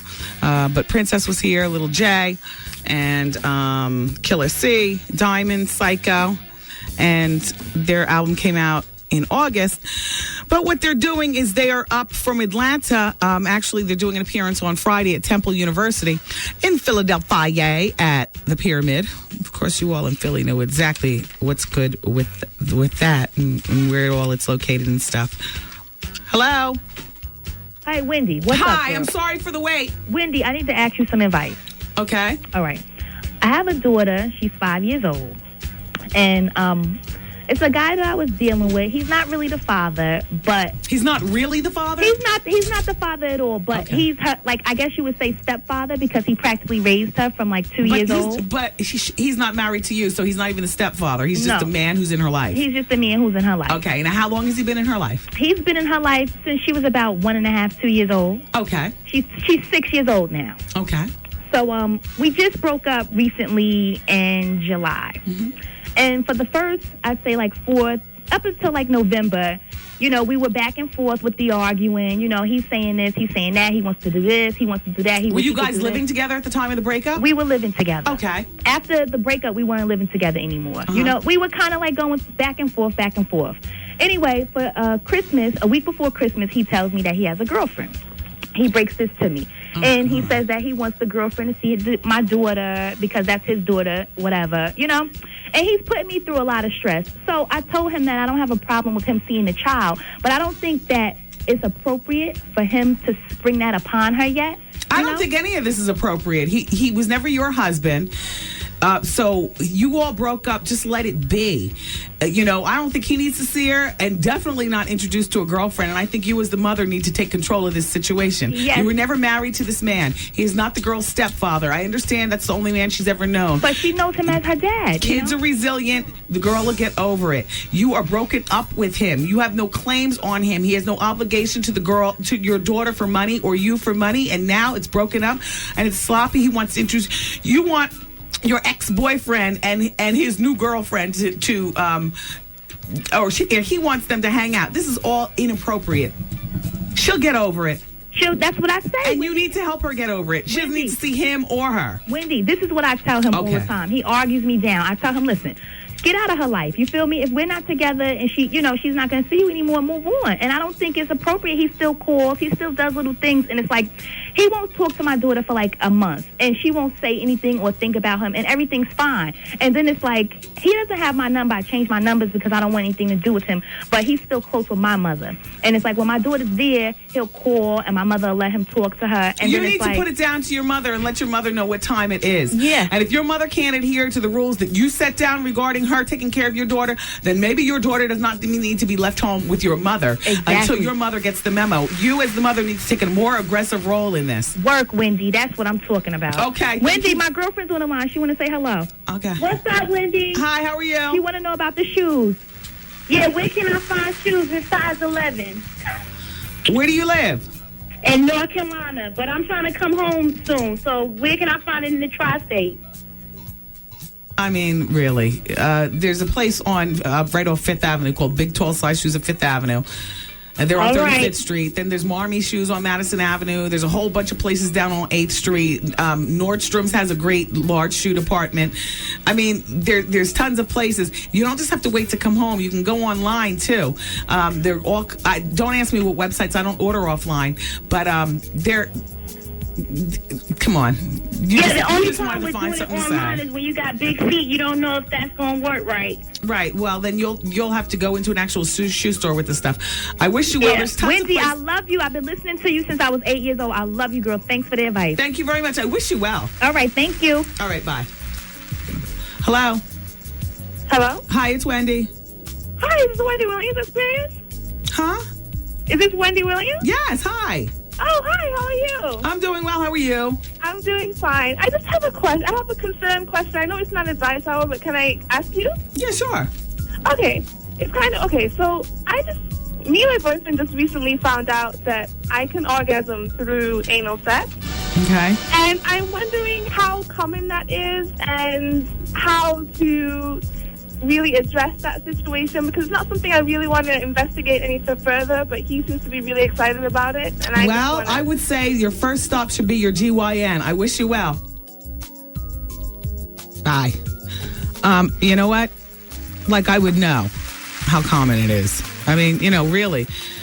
Women, you need to start using your GYN as more than a place that you stop every so often, open your legs in the stirrup, and keep your mouths closed. Your mouth needs to be as wide open as in the GYN's office as your legs. I mean, they are a wealth of knowledge. A wealth of knowledge. Let them give you the stats on that. And many other things. So I have who's making what in movies. Let me see, $32 million a film. That's Arnold Schwarzenegger. He's the highest movie earner at this particular point. Tom Cruise is getting $25 million a film. A bunch of people getting $20 million, including Julia Roberts, Tom Hanks, Denzel Washington, Cameron Diaz, Renee Zellweger, Will Smith, Keanu Reeves. How you doing? $18 million a film, George Clooney. He's in class by himself because Brad Pitt's almost on him, but not quite at $7.5 million a film. Then Tobey Maguire gets $17 million a film, or 17.5 for Brad, 17 for Toby. Eddie Murphy's making 15, along with Harrison Ford, John Travolta, Reese Witherspoon, Nicole Kidman, and Ben Affleck. In the $14 million category, Halle Berry stands alone. But at $12 million, it's Michael Douglas, Demi Moore, Jennifer Lopez, and so on and so forth. $10 million, that's a pretty big category. Gwyneth Paltrow, Jack Nicholson. Why was I thinking that Gwyneth and Jack were making more money than Queen Latifah per film? Go Latifah. She's making $10 million a film, too.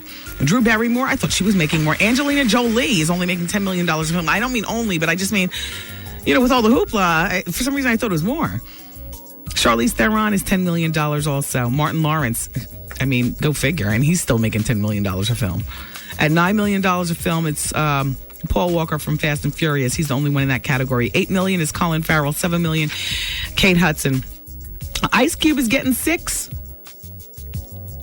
million. Michelle Pfeiffer and Samuel L. Jackson are in the $5 million category, along with Whoopi Goldberg. $4 million, Catherine Zeta-Jones.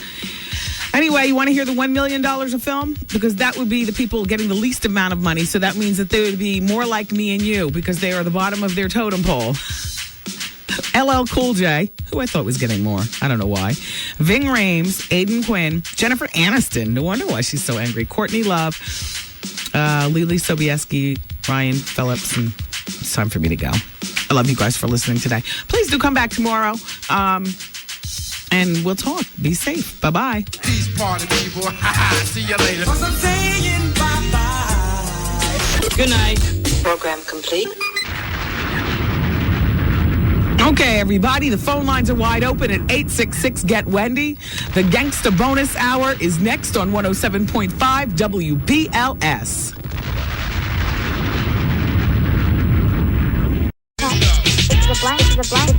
Yeah, because it's the bonus hour, and that was my request. Remember from yesterday? 107.5 WBLS. We clap from within the room. Everything is organic here on the bonus gangsta hour. Yeah, we don't use any elements unless really needed. Like if something really dramatic happens, then maybe we need a professional. Anyway, everybody, welcome to the bonus hour. Today's the second day of Black History Month, and my radio station, WBLS, is involved in a lot of different activities. So you might want to visit our website at WBLS.com. Groundhog Day is today. I'm getting mixed reports. More winter or not? all I was hearing is spring is coming, spring is coming. Then I get to work. One person sent me a fax that said, no, there's 3 more weeks of winter or whatever it is. So I'm confused. I'm going to the Laugh Factory tonight. It's the Wendy Williams Comedy Experience. I'm not in the mood to laugh, but perhaps once I get there and loosen up a bit, get a couple drinks, that happens. Although, why is it that people think that drinks put them in a better mood? Because depending on how you feel going into the drinks, it only riles you up and makes you more angry, like you want to punch your fist through glass or something. I mean, really. Maybe I just will have water and just stay even-keeled, because I'm not exactly sure which way a drink will take me tonight. What's going on with Lady Luck? Is she really locked up in a Bergen County jail for robbery? Lady Luck, is that where this is going? I don't know anything more about it. Hello? Wendy Williams? Hi, how are you? Hi, Wendy. I have a couple of questions. Oh, okay. I have been seeing a man who is engaged to be married. He's been engaged to be married for about a whole year and 2 months. Engaged to you? Maybe a year. No, not to me. Okay. Now, about in September, I was listening to your show before I got in my car, and I could swear he faxed in this letter. Everything resembled my situation with this man. Mm-hmm. And it went something like, I'm engaged. I've been seeing a woman for 3 years, and I'm just got engaged to be married. But I've been seeing another woman for a year since I got engaged. Mm-hmm. And he was asking you, should I call off the wedding? You said you better call off the wedding, whatever. Well, he's getting married this year. If this was the guy, he should be getting married within the next 6 months. Okay. I'm still seeing him. He flies me places. He pays my car payment, $500. I don't need to ask for these things, and I'm trying to figure out, is he trying to just keep me over here? I'm very intelligent. The situation was, I don't know, she was a size 5, I'm a size 12, and he's really infatuated with me. I had him so not really, because he's not wifing you, he's wifing her. Now, it's up to you to grab the book. You were probably the most in control in this situation, because she doesn't know about you. If she knew about you, then she'd be equally as in control. Right. He's not going to make a choice. It's up to you to decide, do you want better for yourself? Now, obviously, whatever he's infatuated with, it's really not all that big of a deal, because he's not wifing you. He's wifing her. He's had a year to break up his engagement from her to at least date you. Not be engaged to you, but date you.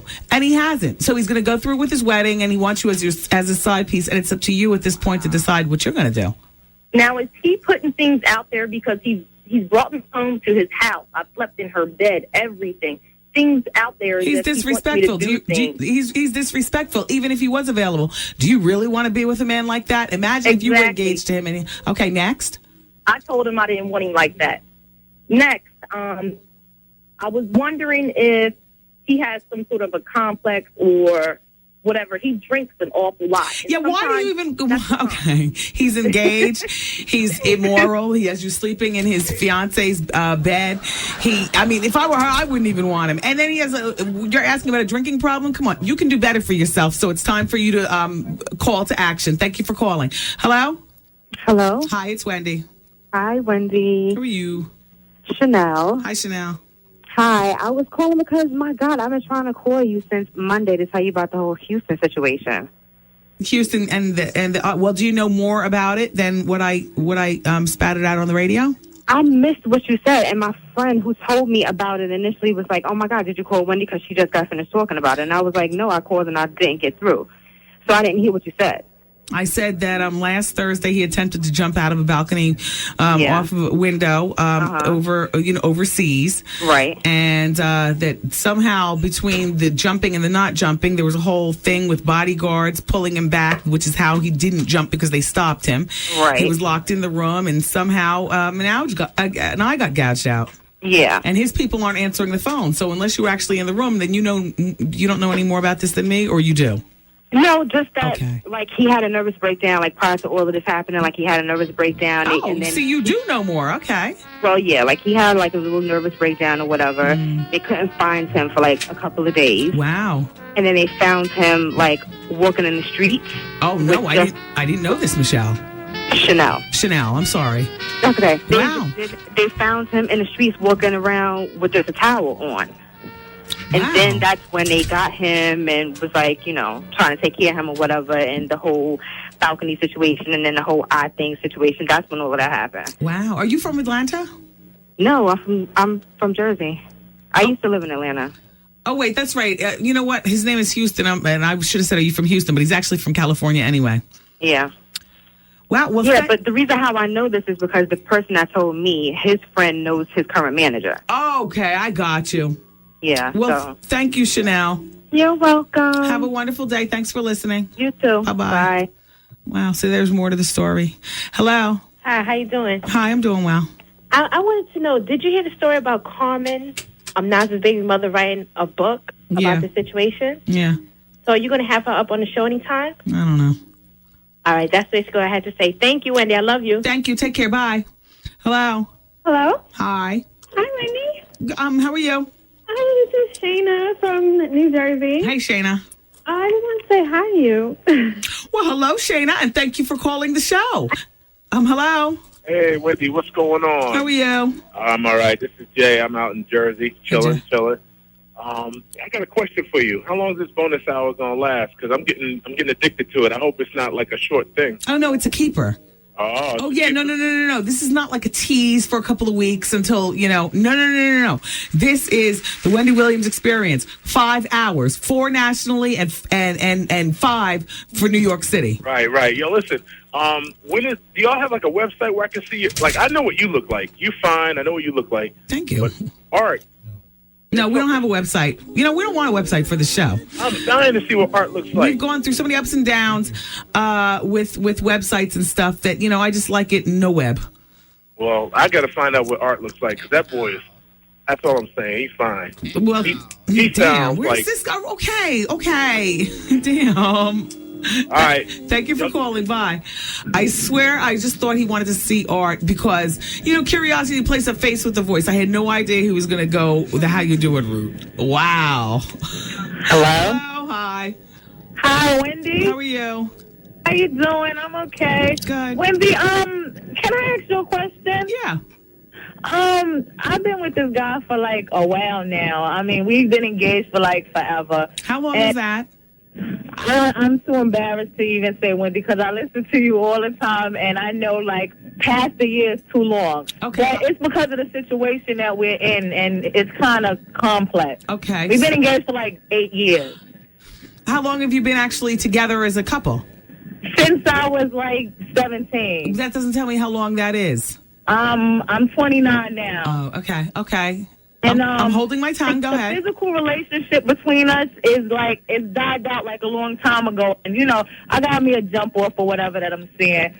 And my fiance, he watches these female movies, Wendy, and I really don't know what that's about.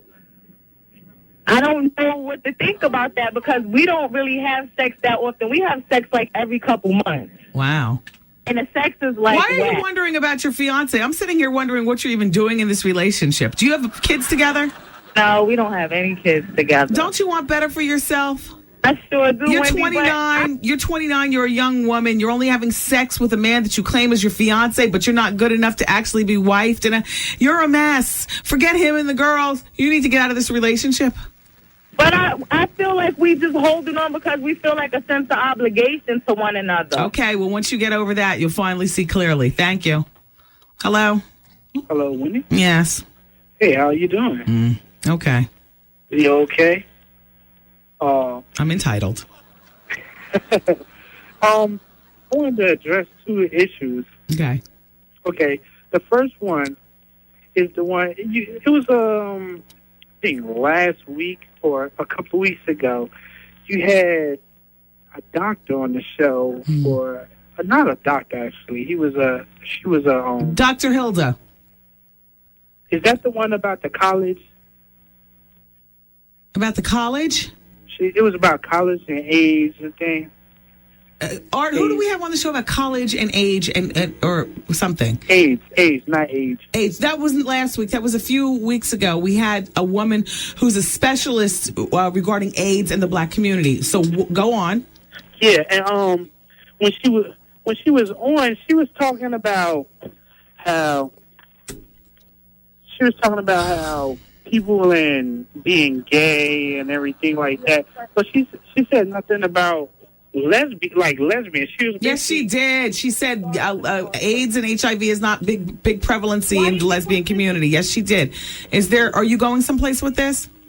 Yeah. Well, she didn't really necessarily say lesbians though. She was saying more like the guys as being gay though. Because she talked about who AIDS is really affecting: gay men, black heterosexual women. And I asked her specifically about lesbians, and she said, the lesbian community does not have a big, high statistic rate of AIDS and HIV. She did, because I was the one who asked her the question to prompt her to talk about it. Now, are you gay, so you're offended because she didn't talk about lesbians? No. Actually, I'm straight. That's why I'm offended, because it seems like she was trying to say that basically the women was going to get something from guys. Like, that is what she was saying. It's not about the lesbian thing. AIDS and HIV is killing black women because men are double dipping because they straddle the fence of sexuality. That's what she was saying. Yeah, but she was trying to say that basically. She wasn't trying to say it. She said it. She said it, and the stats say it. That's bad, though. Well, yeah, it is bad. It is bad that men can't be straightforward, no pun intended, with who they are and how they like to get down. Well, and it is even more sad that a lot of women succumb to men and don't use the condom, because a lot of men say, "Oh, it feels better without it, baby," and a lot of women are so desperate to have the Richard that they sans the condom and get run up in by a man who just dipped in his boy Derek. So you don't think that a woman could be munching down there on a woman and catch something? Look, I have to go. All right. And somehow I now feel better. Thank you.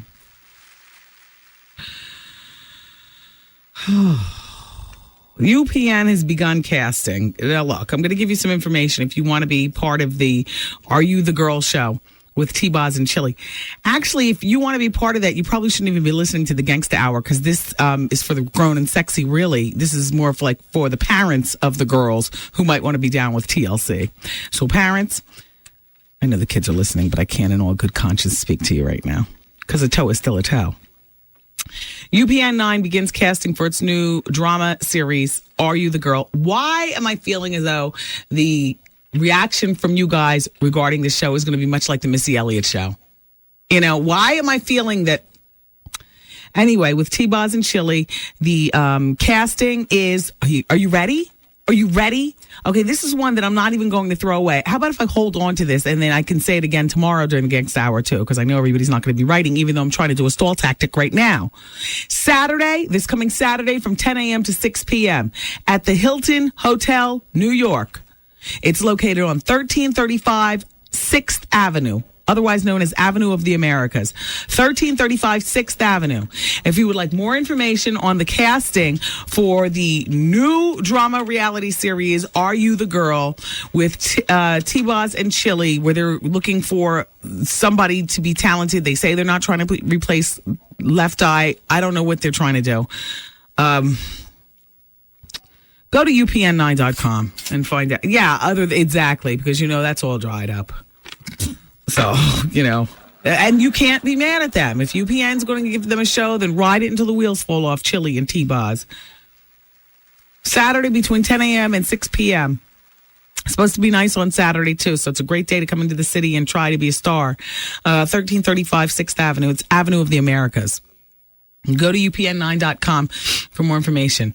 Dear Wendy, now you know better than to tell that girl who called a few moments ago that her ex should not be allowed to see her 6-year-old child. He has raised the child since she was 1 or 2 years old. Apparently, he has love for her. I imagine the biological father is absent, so this is a good thing that the child can bond with a father figure. At least the kid has someone that wants to be consistent in her life. Think about it. The girlfriend will leave another boyfriend, if not a few. Here's the thing, though. How long will this consistency last in this child's life? Now, the boyfriend and the mother just broke up at Christmas, whereupon the boyfriend got a new girlfriend. How long do you think guys who are not the father of the kids actually stay around to want to see some child that is not theirs? I say spare the kid and no more contact. I'm getting confused. I gotta move on. Salwa, are you following what I'm saying? Salwa is one of our interns.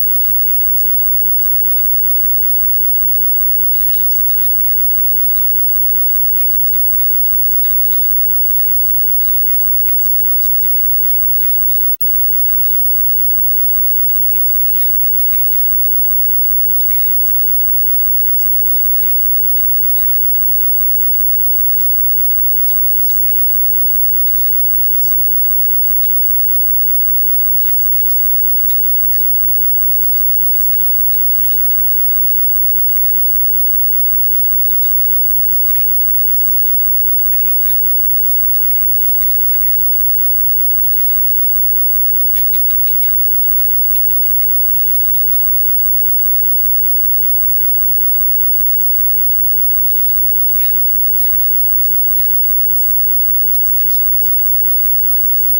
It's 107.5 WBLS. Thank you, everyone. All right, we're back. It's 107.5 WBLS. Today is R&B classic soul and the Wendy Williams experience. It's my pleasure to be here with you, good people. Don't forget Wendy Williams is on fire tomorrow night at 11 p.m. on VH1. It's the red carpet special, so thanks for your support in advance. And a big shout out to fighter Monty Barrett, heavyweight boxer that he is. There's 30 heavyweights, and Monty is in, I think he's like number 18. He's about to do it. He's going to St. Louis to fight. Go Monty. Go Wendy. Punch. Shout out to Karen who's listening. Monty's lots familiar. I like him. I've interviewed him before. Yeah, he's been on the show before. You guys might not remember, but he's very nice. Karen Wicks from Bordentown, New Jersey, picked up the Joey Trivia Prize back in the hands of what's in his will and grace their place. Master P and Silky Shop, New York.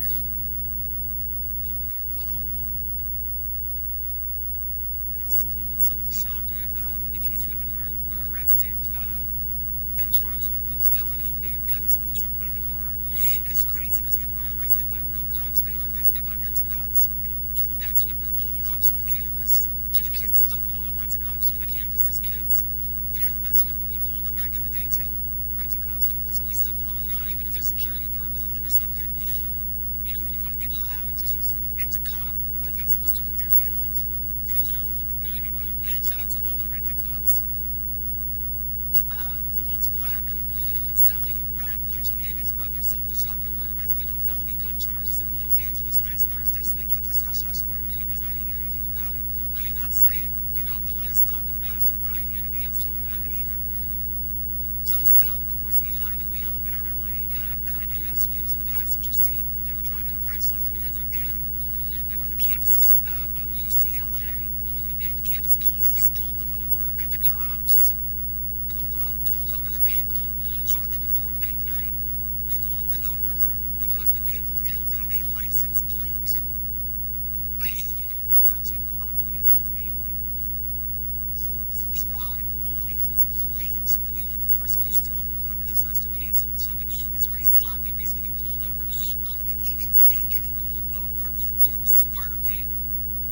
Because either you're trying to get over the street and driving, which is wrong, or you're a swerve because you dropped your cell phone and you can't bear to have your cell phone down there. You know what I mean? So you reach over and get it, or you're busy trying to change your CD or something. You can't stop with a rent-a-cop for having no license plate. Paying all that money.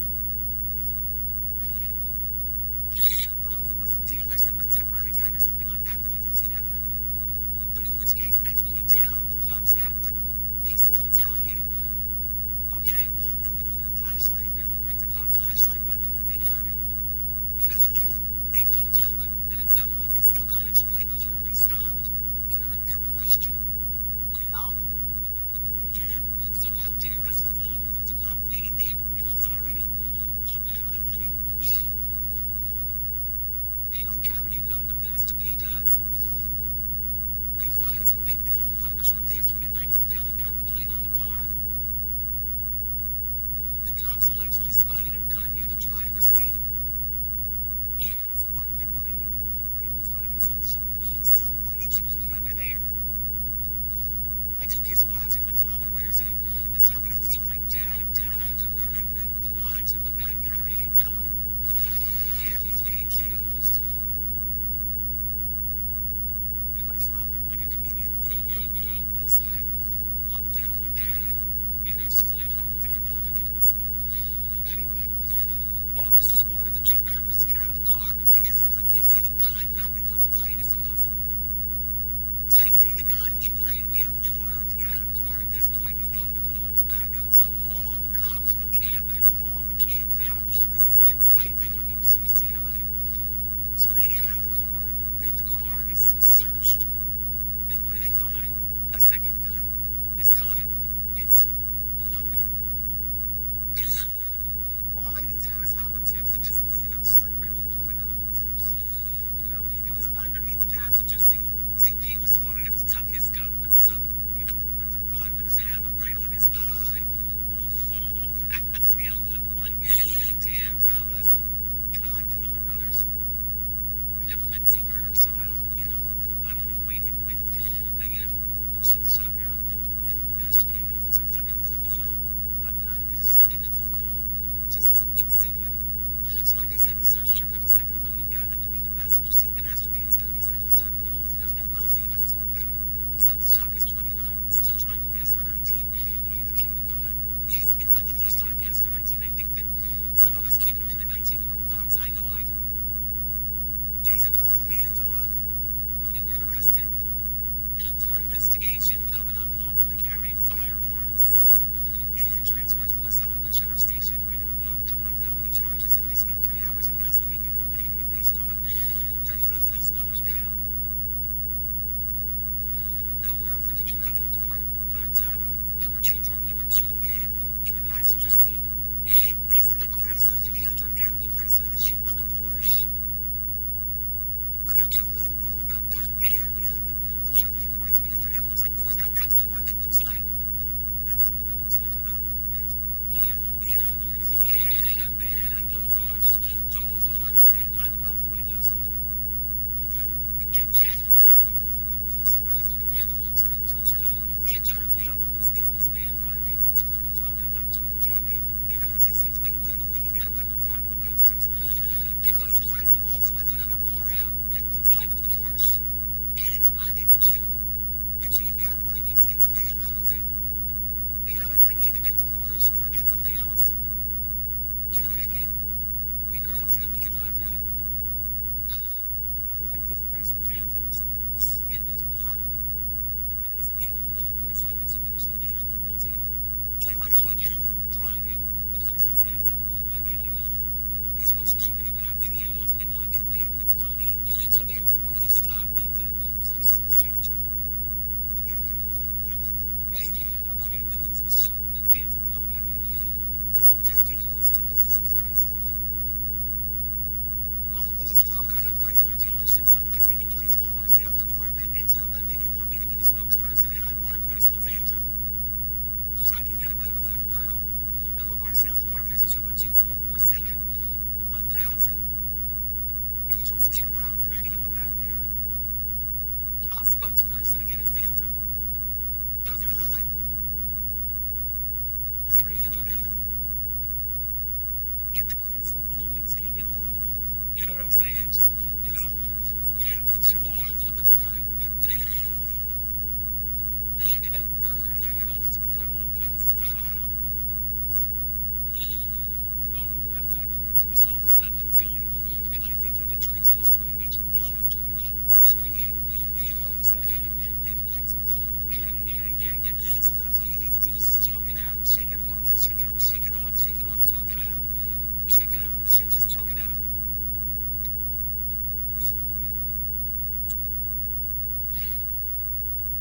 I'd rather drink it off. Relating to the girl who faxed in earlier during the gangsta hour, she wasn't able to get over her ex and wanted the little boy to come back and wanted the ex to come back and visit her daughter and stuff like that. So I went online and I found 5 ways to forget your ex. Just a little tidbit from the experience. Maybe it'll help you out, maybe not. Maybe you don't co-sign on any of this. I didn't make this up. I got it from the net. I like to go and get, information to the show. Doesn't mean that you're right, but somebody else's opinion. Number 1, accept reality. No, really accept the reality. As soon as you accept that the harsh reality is that it's over, and that means you stop waiting by the phone for him or her to call, or expecting them to beg for a second chance. As soon as you accept the hard reality, the faster you'll start feeling better. So true. We need a day or something. You know what I mean?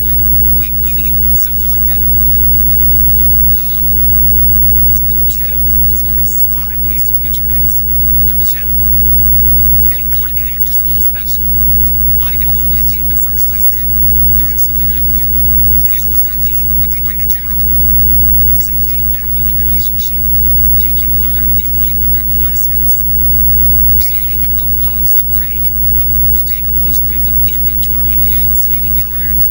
such as only falling for men who can't commit or women who need to be rescued. Make this a learning experience, and your next relationship can be a better one. So far, the ingredients of this list of 5, but that's only 2. Number 3, don't be so damn friendly. Okay, this requires explanation. Okay, for starters, that post-breakup offer of friendship is never sincere.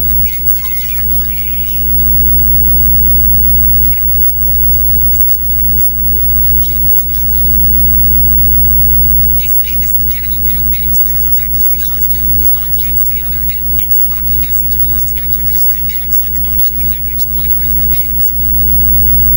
Exactly, that post-breakup, let's be friends, please.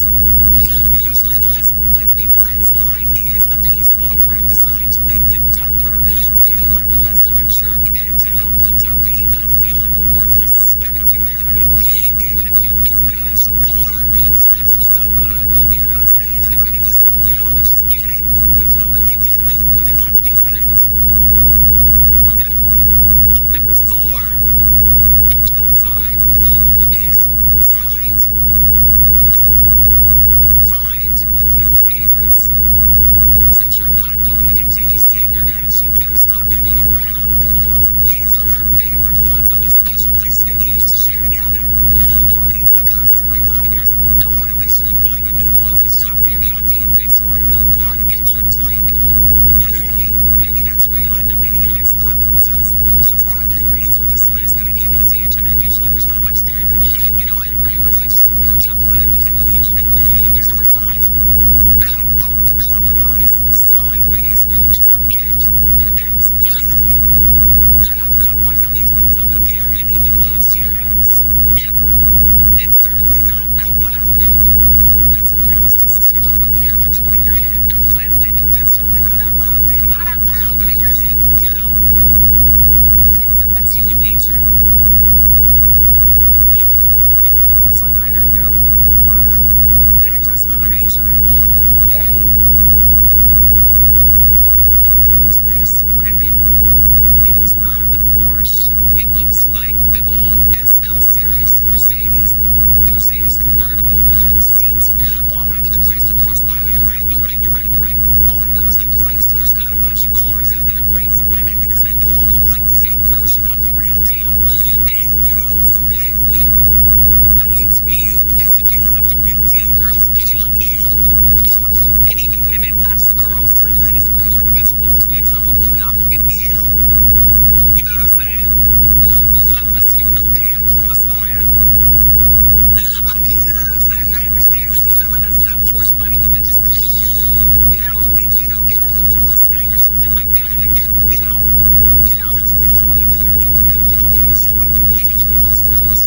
because you can best believe when he's driving a Crossfire, it's because Crossfire is a sponsor on this station.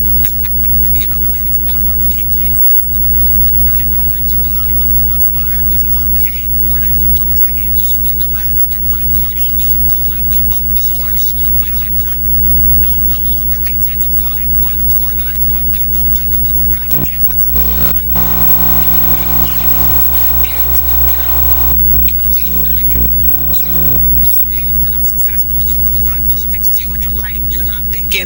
damn. Look at Wendy and her dirty ass Navigator. Or excuse me, I drive an Aviator now. You know what I mean? I thought she was doing better than that. No. You got it wrong. But I am thinking of my own personal car game. Okay, Penny Hardaway is the Nick. And here's the court paper. The state of Arizona. Oh, you knew that this was over here, Dave? Oh, Dave. Did you slip this over here? You were just waiting for me to notice it?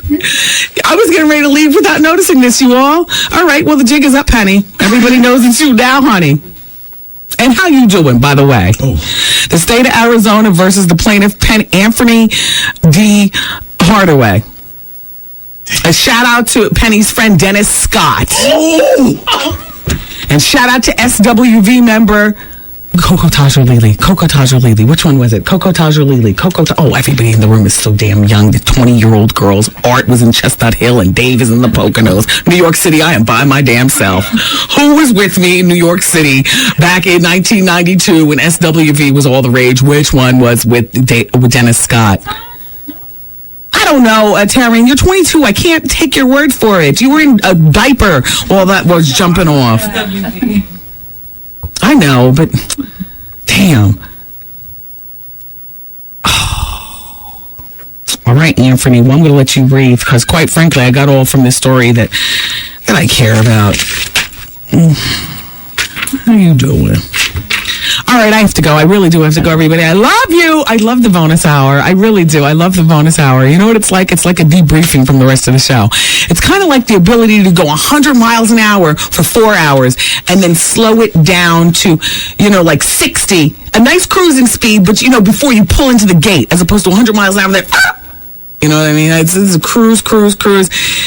And now we're about to slow it down. Only to pick it back up at the Laugh Factory. I'll see everybody who's going to be over there tonight. It's at 8th Avenue and 42nd Street in Times Square, New York City, the Laugh Factory. And is Vinny still back in his office? Sure. I got to go talk to him about this Chrysler Phantom. Something now. I got my jaws locked around it. I'm not letting go, just like a pit bull. You see me pull up at the light in my Phantom. Don't say nothing. Except nice car. I'm glad it's a woman driving, not a man. All right, you guys. I love you for listening. Thank you so much for spending any moment of time you could possibly afford with the Wendy Williams Experience. And keep it locked to my radio station because Vaughn Harper is coming up next. We feature today's R&B and classic soul and the Wendy Williams Experience on 107.5 WBLS. I love you. Bye. Wendy Williams broadcast day has completed. Oh, man. And WBLS music starts next. Yes, it's EITC time again. The Earned Income Tax Credit.